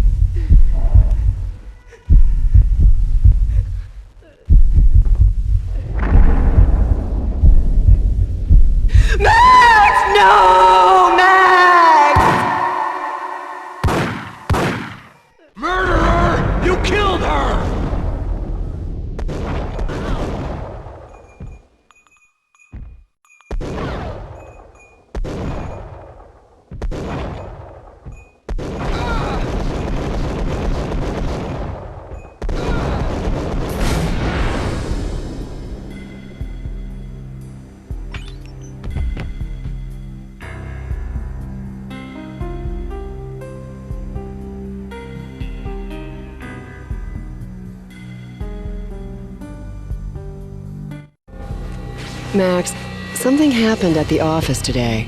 A strange memo. Something about Vikings. Honey, I gotta run. You can tell me all about it this evening. Have a nice day, darling. The bullet holes were rubies on her chest, blood glowing on her ivory skin. She was so beautiful. The killer was smiling. The flesh of fallen angels. Slowly, the green nightmare faded, leaving dark stains on my soul that would never come off. I felt like flatlining. I was all shook up. I woke up in a cold sweat, sick and tired to the bone, lying in a puddle of my own puke. The hag had said take me to Cold Steel before it had all gone crazy. It was a clue, the only one I had. It took me forever to crawl back to my feet and hit the road, but when I did, I drove straight to Cold Steel Foundry outside the city. There was a whole lot of action around the place for a freezing winter night. Trucks coming and going, men running. I had the drop on the mystery witch. She thought I was dead. I was on her blind side. I was going in. The bad trip had put me in a crazy mood, adrenaline pumping through my aching veins. Staggering on the mill roof in ice and snow and wild wind, I was a ninja. My kung fu was strong. I wasn't kidding anybody. At best, I was Superman on kryptonite about to fall through a skylight, down to where it was all going down.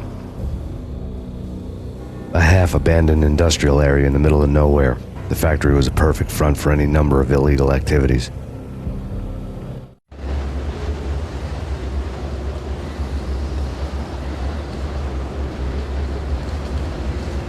In the belly of the plant, molten metal boiled and bubbled like a witch's brew.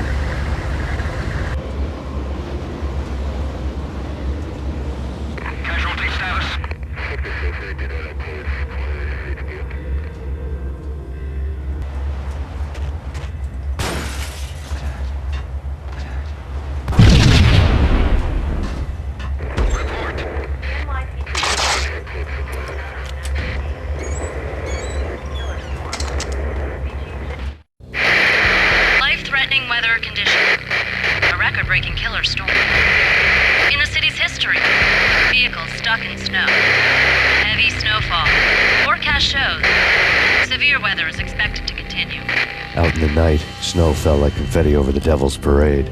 The storm was anything but over.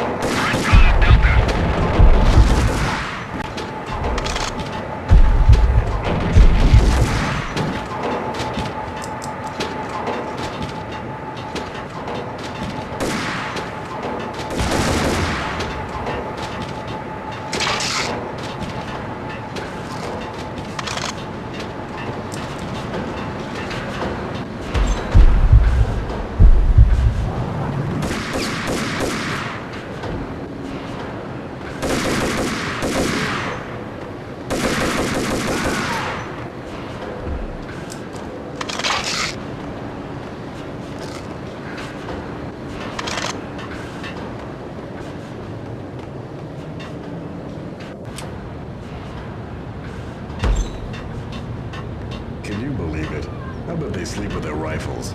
I bet they've given them names. I guess. So... What's up? Hostile contact. Now moving to the blocking position.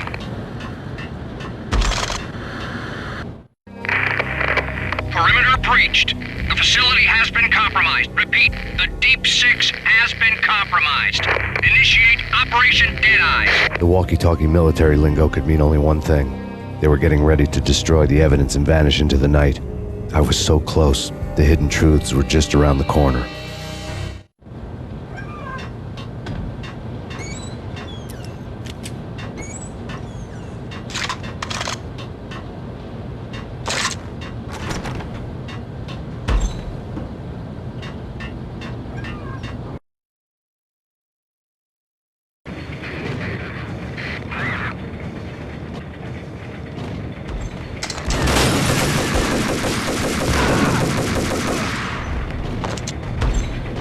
Folder on the table told it. The mercenaries were running a tight operation, paperwork and all. Merchandise missing again. A chemist had tried to smuggle it out for his own private party. Locked him up in cell B7 in D6's old test facility to wait for proper processing. I was close enough to hear the secrets, just beyond the next doorway. Tail.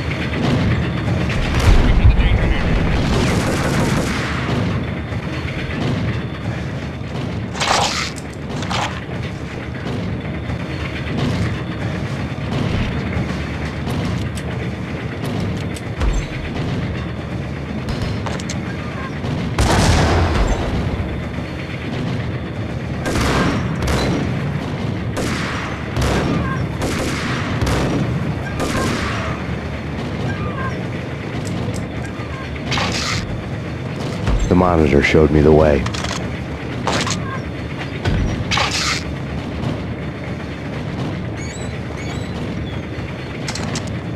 Processing diagrams fill the control room screens, all but one. An elevator titled D6 on one of the screens, somewhere onwards, past rows of ovens, in the core of the plant.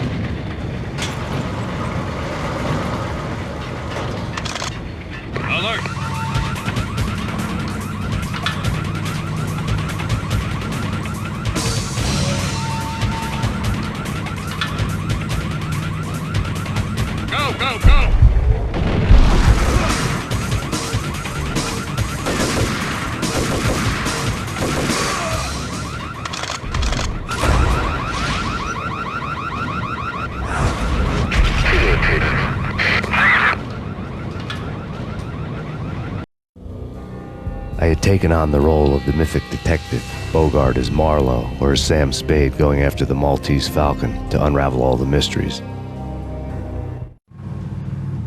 Following a path of clues to that final revelation, even if it would take me down to the cold, cavernous depths of a grave. You can't do this! My men are still inside! Do you have any idea why this is called Operation Deadeyes?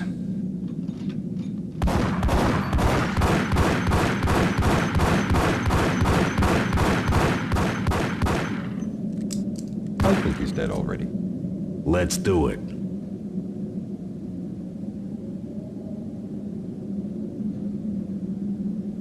Attention all personnel. The self-destruction sequence has been initiated. Evacuate the complex We've got immediately. company. Repeat. The self-destruction sequence has been initiated. Proceed to the nearest exit.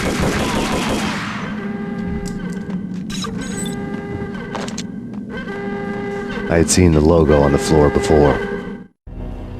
There was an old army bunker under the steel mill. I knew the military plaque on the floor. I had seen 1,000 variations of the insignia on crumbling brick walls everywhere in the city. The sword replaced by a syringe.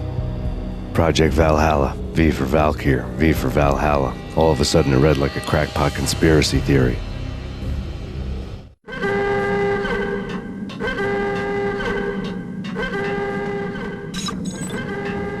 Abort! Abort! The self-destruction sequence has been initiated! Get the hell out of here!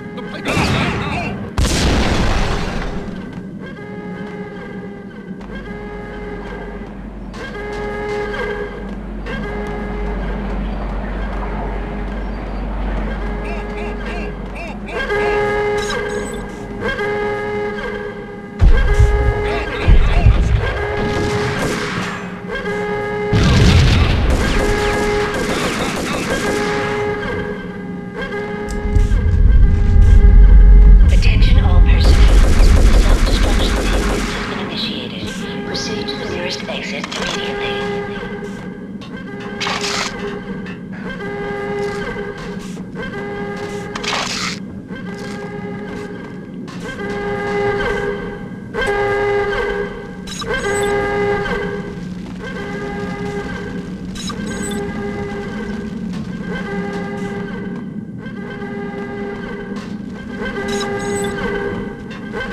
The chemist had been using the workstation when he died.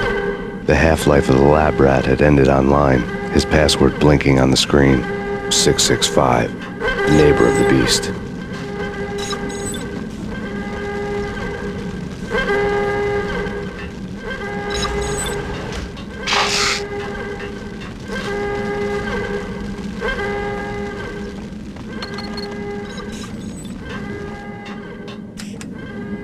Attention all personnel. The self-destruction sequence has been initiated.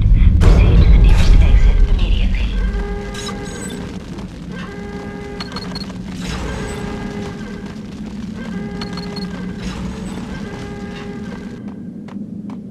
Hey! In here! Hey! Get me out of here! I'm innocent! There! Let me out!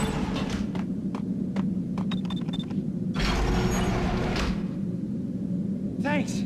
I thought I was gonna die in there for sure. I need you to get me through the decontamination chamber airlock.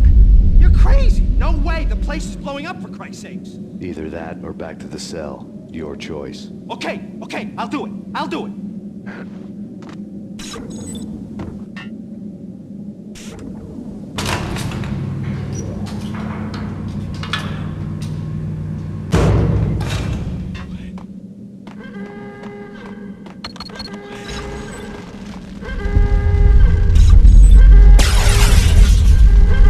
Attention all personnel. The self-destruction sequence has been initiated. Proceed to the nearest exit immediately.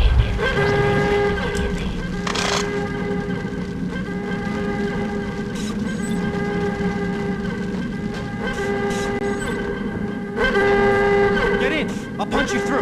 After this, you can go. You're a free man. Bad. Decontamination complete.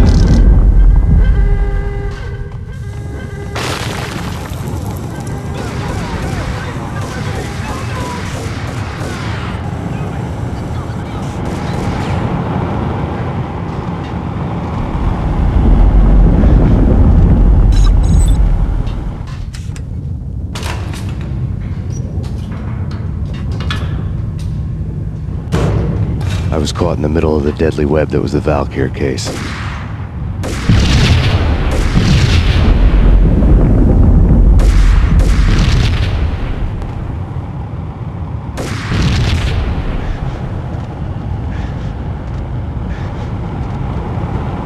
One of the lab terminals had the project logo on the screen. Top secret. Project Valhalla. U.S. Army. Yggdrasil Network. Valhalla, the otherworldly place in Norse mythology where the bravest heroes spent their afterlife feasting and fighting forever, their wounds miraculously healed night after night. Valkyr, the maidens who chose the most courageous Viking warriors and carried them to Valhalla. 1991. The research objective is to create a chemical substance to enhance the stamina and morale of infantry troops. 1995. Results unsatisfactory. Project cancelled. Someone had decided to continue the sick experiment unauthorized. Project compromised. Data leak. Fix the damage by any means necessary. Security clearance red. Authorized by the project lead. Field test. Double the dosage for all the remaining test subjects. Observe and record the subject's behavior in an urban setting. The drop-off point was my old address in New Jersey. The file dated 3 years ago. Just when you thought you had reached the deepest depths of horror, it suddenly got worse. How to turn off that small voice inside your head that started to whisper that you should be glad that now, if not before, your revenge was justifiable on any conceivable moral scale. That small voice proved, beyond any doubt, that I was damned. The dagger-heeled woman had come and gone a long time ago. There was nothing more for me here. The bunker's name was acting as a self-fulfilling prophecy.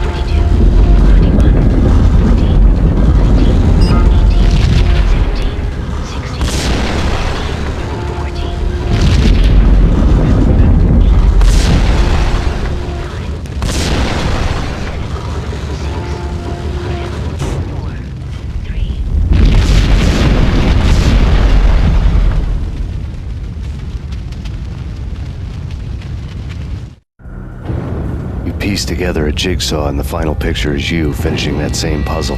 A mad, green-eyed killer standing behind you. An urban legend come true. The Project Valhalla test subjects had been the mad junkies who had murdered my loved ones. The rest was simple body count math. It all pointed to her. Ms. Valkyr. The factory went up in a fiery inferno behind me. All my leads were dead, turned to smoke and dust. I had lost my way. I hadn't slept in a million years.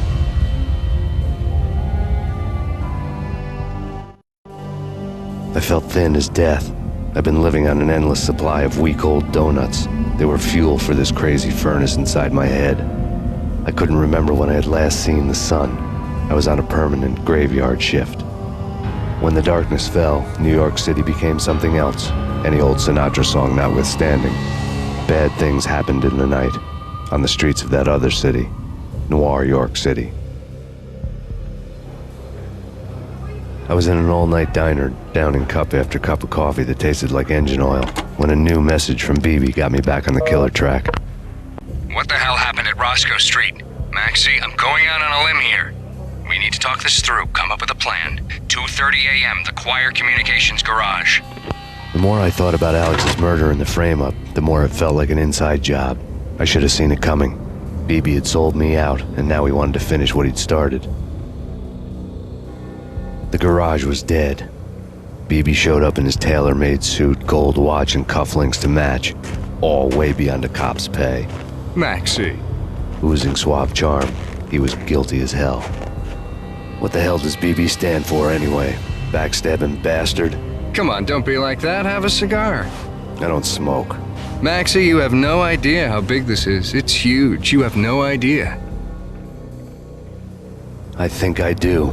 You're a bribe-taking bent cop who sold out his partner. Those mobsters in the subway were a dead giveaway. Hard to miss. Bet it was exactly like this with Alex. Up close and personal. You can't win this one, Max. No, but I can make damn sure none of you do either. BB turned out to be another cardboard cutout bad guy.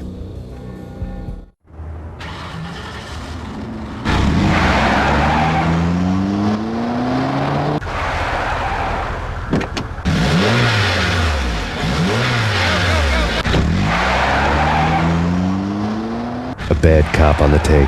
A cowardly right-hand man fleeing from the scene, leaving his paid thugs to do his dirty work.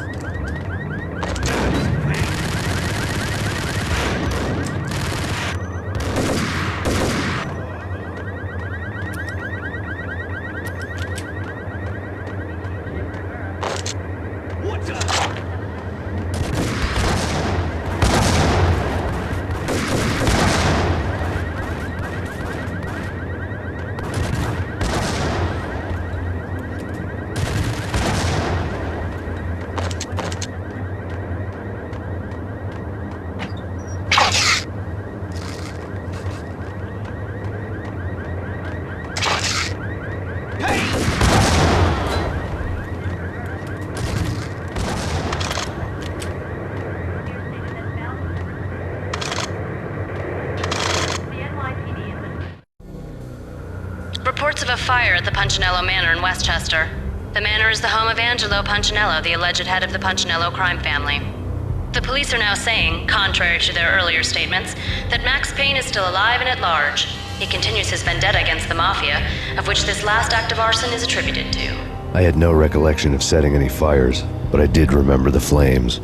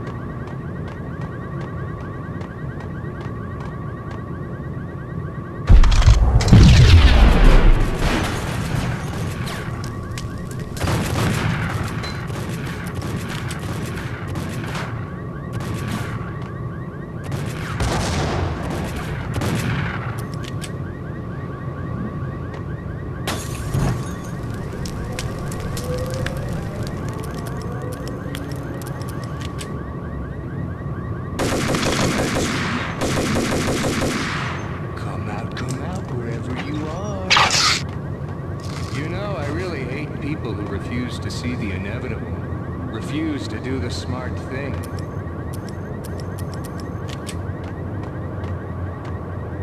No, I must do the right thing.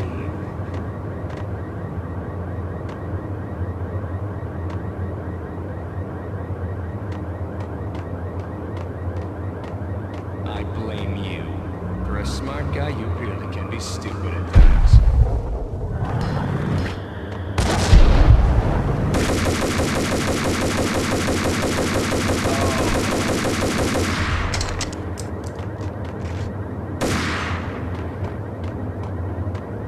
The payphone started to ring.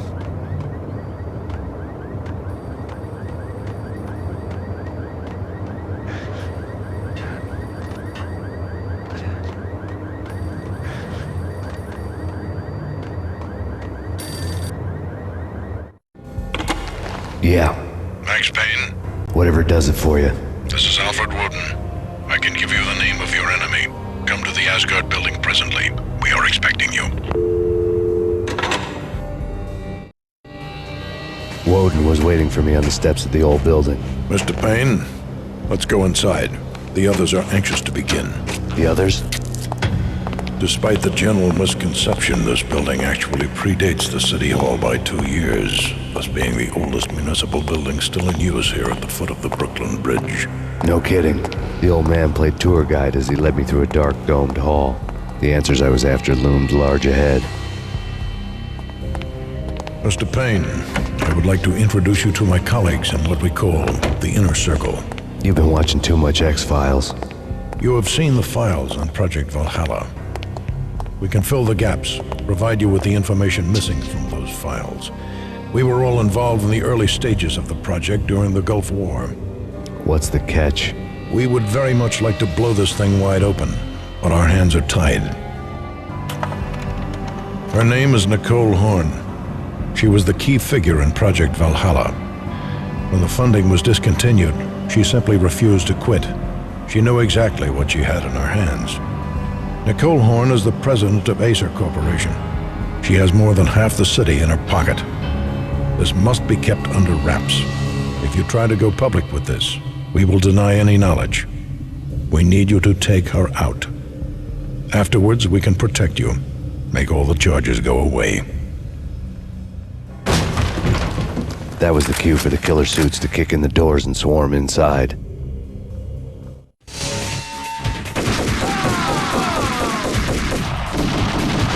It was an impressive floor show, but I decided to leave early anyway.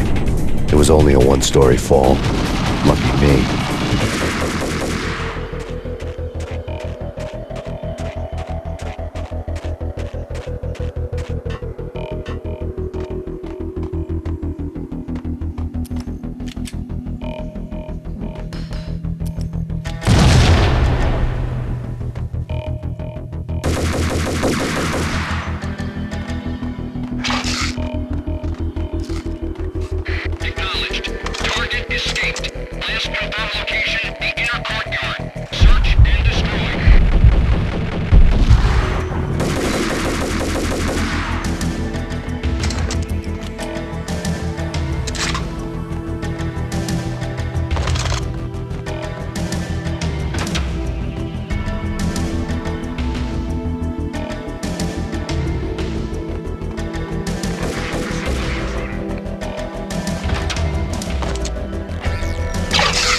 One of the monitors showed what was left of the Inner Circle.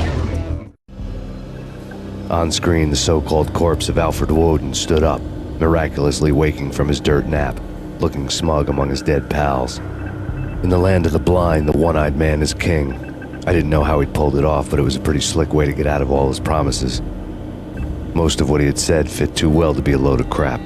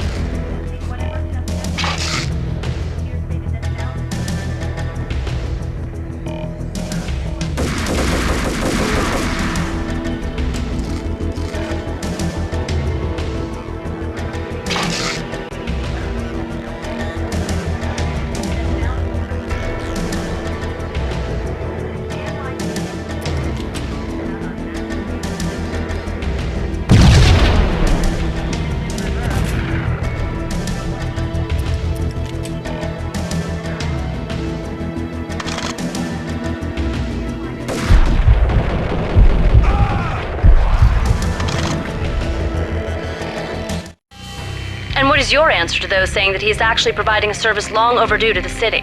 This crusade nonsense has gone too far. He's out of control. It must stop. He will be stopped. That was Deputy Chief Jim Bravura from the New York City Police Department.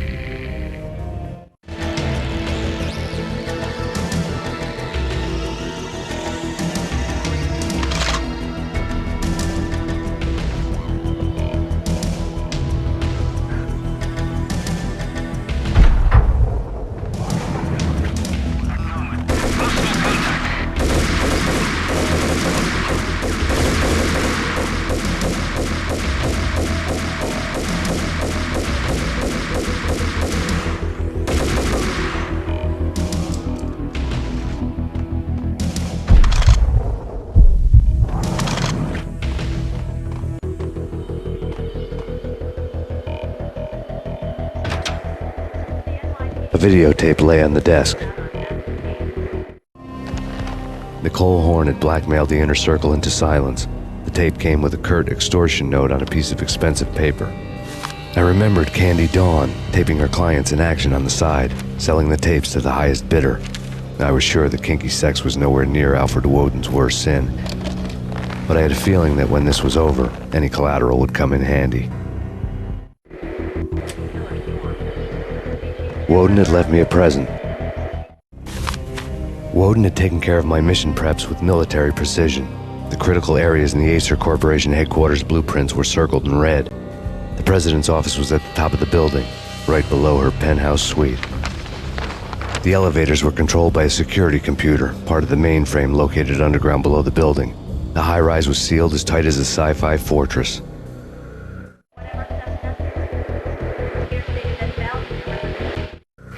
Nothing seems to stop Acer Corporation's phenomenal victory march.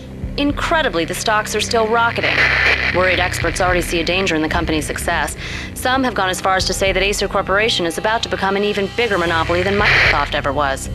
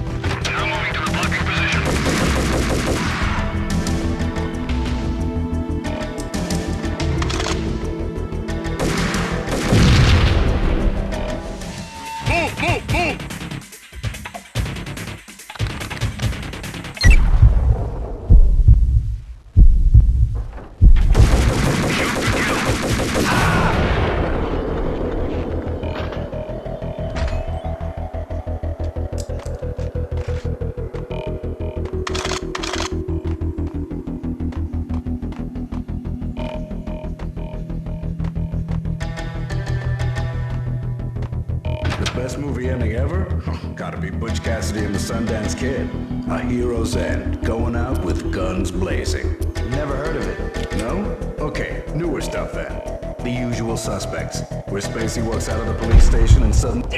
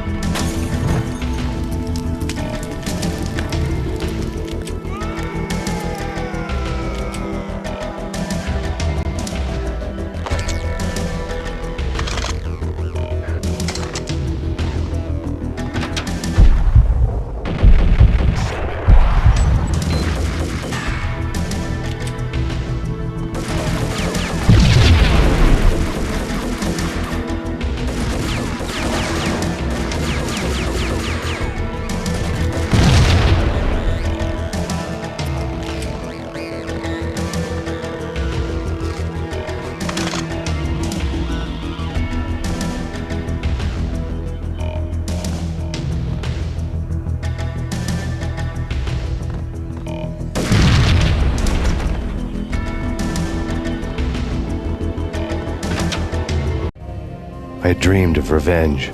Those dreams were always nightmares, of coming close and then failing. Now I was close. I had a name to guide me, Nicole Horn. I had nothing to lose.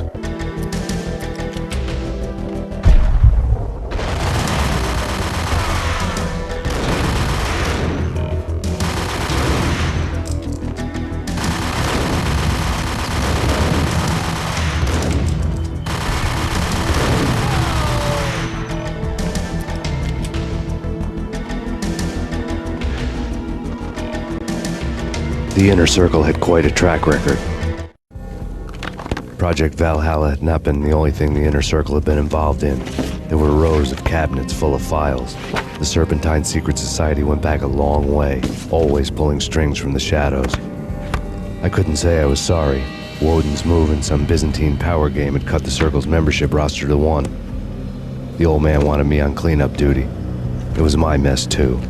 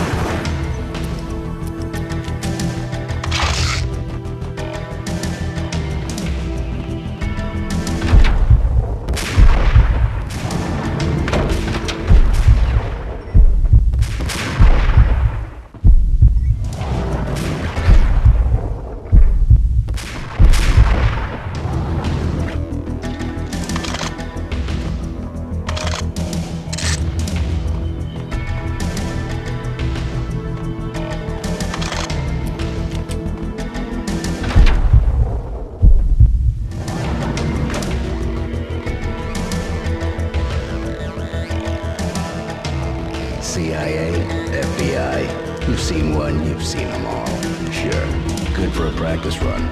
But this, working for her, oh, this is the real thing.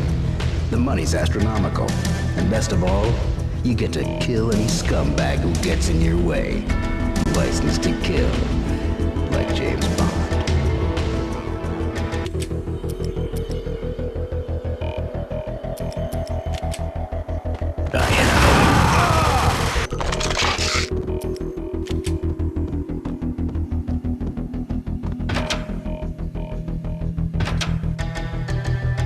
Take him down. Shoot to kill. Let's finish this.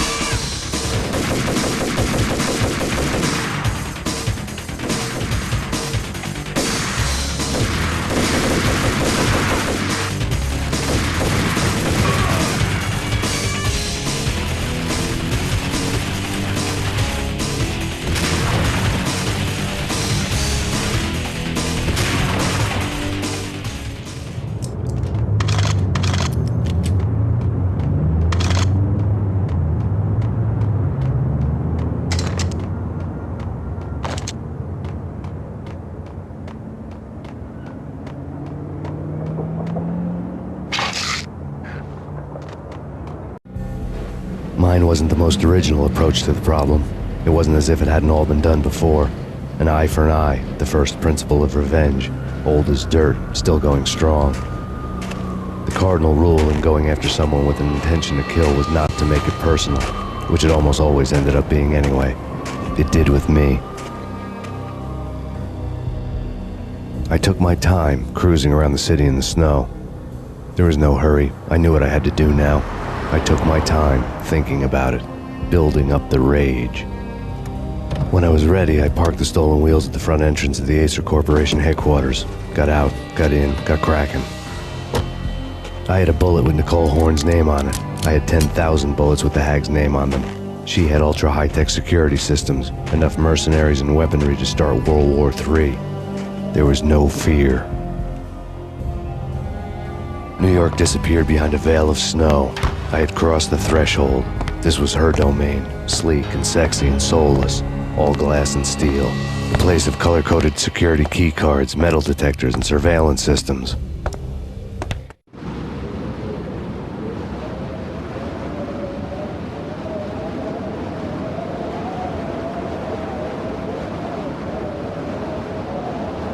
Colder than a walk-in fridge.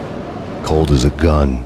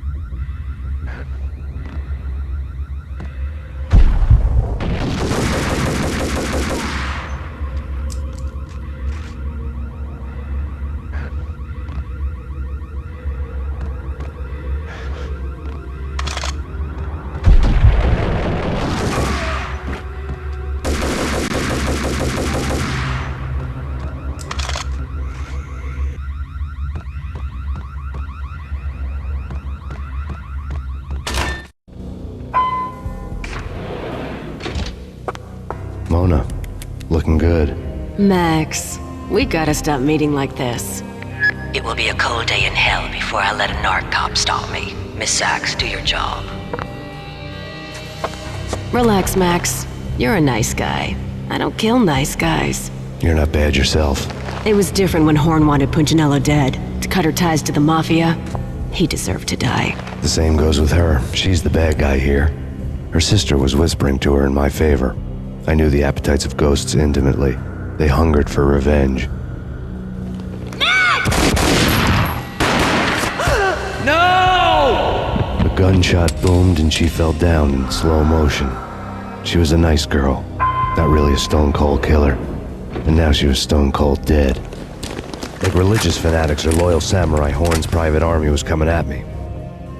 Target located.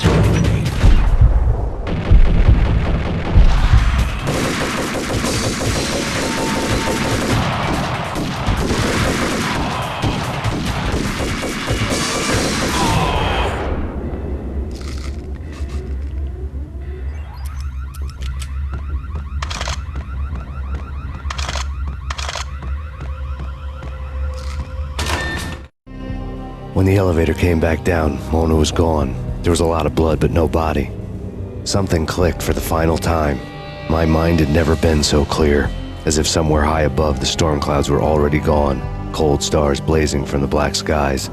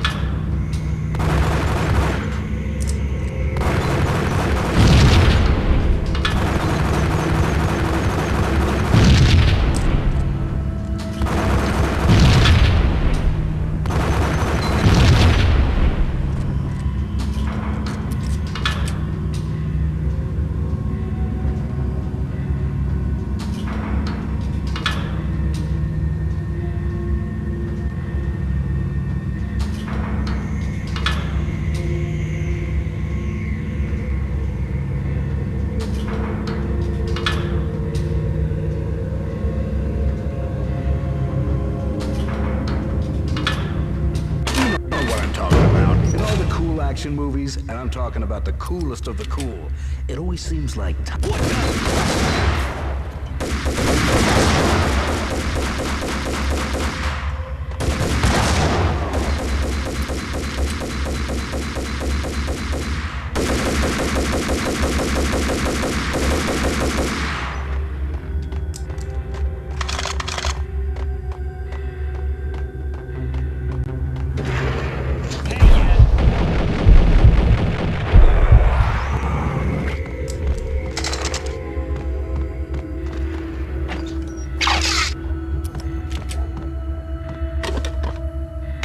I had elevator access to the mainframe. From there, I'd be able to override the security locks and get to her office.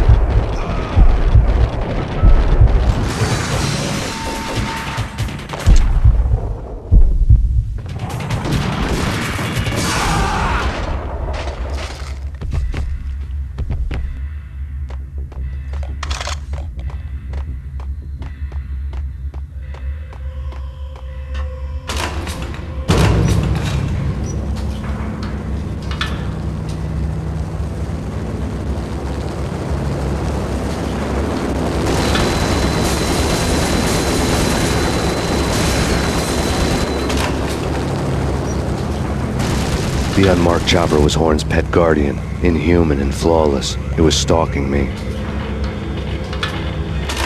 Stereotyped. I'm not a cold-blooded killer. I'm a nice guy. I love my wife. I have 2 boys I'm very proud of. You just have to make the ends meet.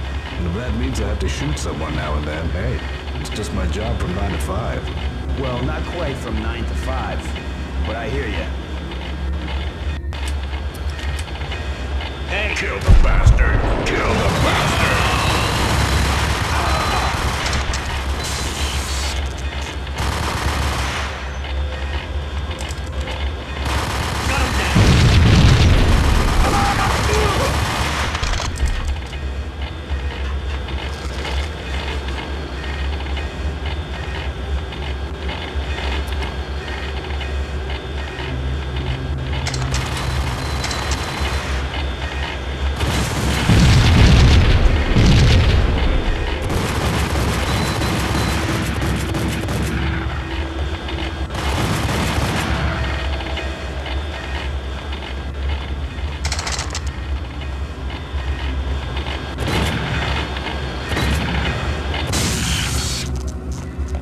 Horn's locks were now offline.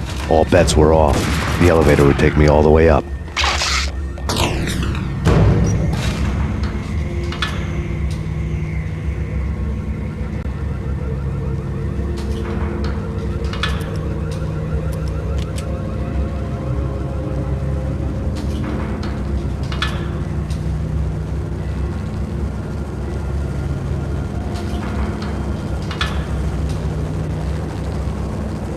Seen from this height, the night seemed to stretch on to eternity.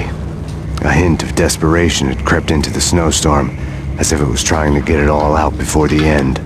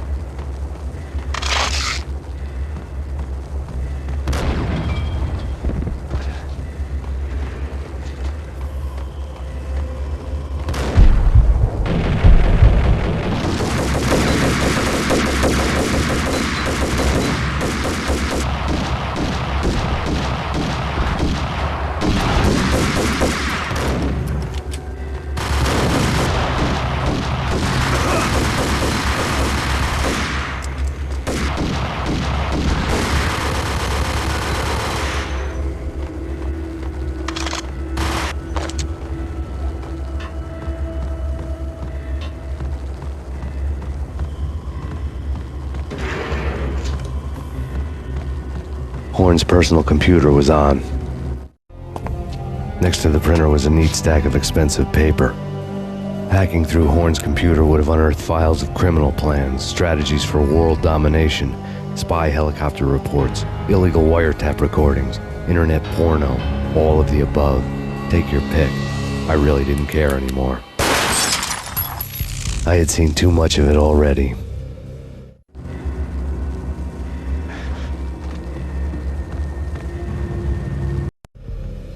Valkyr had been meant to be a white-winged maiden that would lift you to a warrior's heaven, but it turned out to be a one-way demon ride to hell. The devil was in the drug. I knew. I had met him.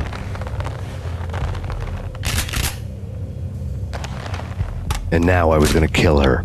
The queen of the underworld who had tried to lift herself a bit closer to heaven with her drug money. No begging, no bribes. She knew better. Honor among killers. We who were about to die. Both of us knew how this would end, in pain and suffering. All this because your wife stuck her nose into things that were none of her business. The cops were coming to take me away. The sirens were like a bad conscience I couldn't shake. It's ridiculous you've made it this far. You won't be alive when they get here. Stop him!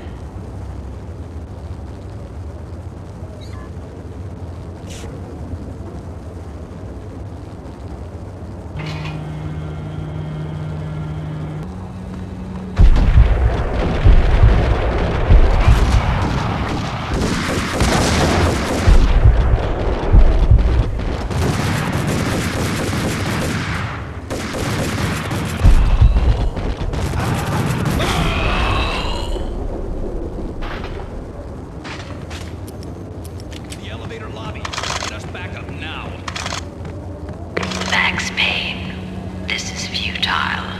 A waste of time. The deaths of your wife and daughter were necessary. Inevitable. It is done. You cannot bring them back. Nothing you do will make it any better.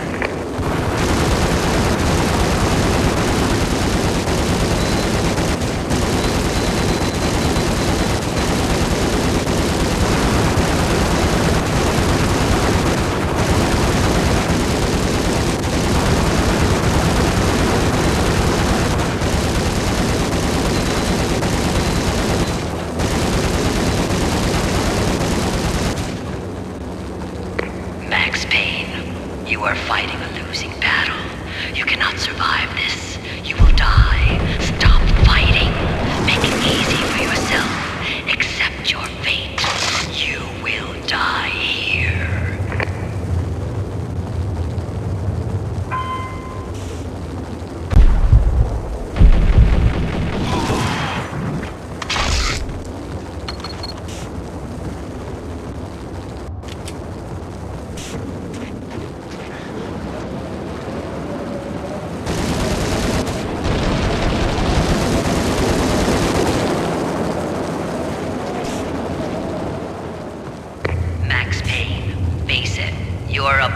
unbeatable force. You have already lost. You have lost. Only death will set you free from your pain. Accept it. Surrender. Give up.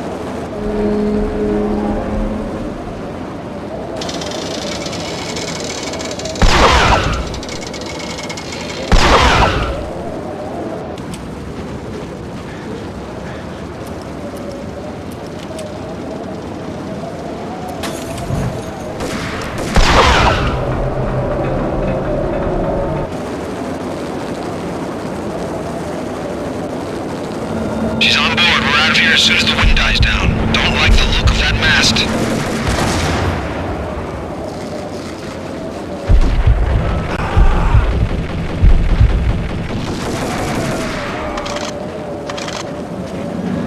Lift off in 1 minute.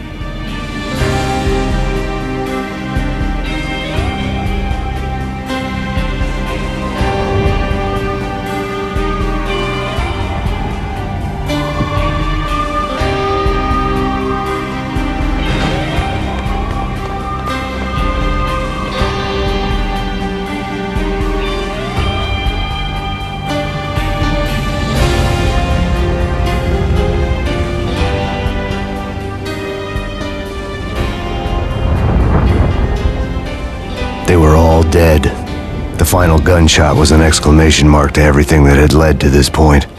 I released my finger from the trigger. And then it was all over. The storm seemed to lose its frenzy. The ragged clouds gave way to the stars above. Max Payne, this is Deputy Chief Jim Bravura from the NYPD. We've got the building surrounded. Throw down your weapons and lie down with your hands behind your head. A bit closer to heaven.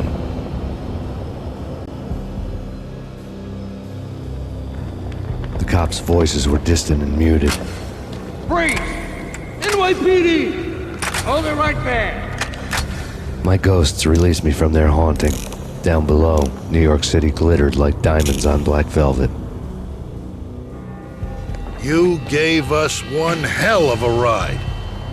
Take him down to Central Booking. You heard the man. Woden was there in the crowd, standing by the sidelines. It wouldn't be over till the man with the patch would say so. He'd say the right words. I knew he would. He'd better. Woden grinned smugly. It was the grin of a winner. That made two of us.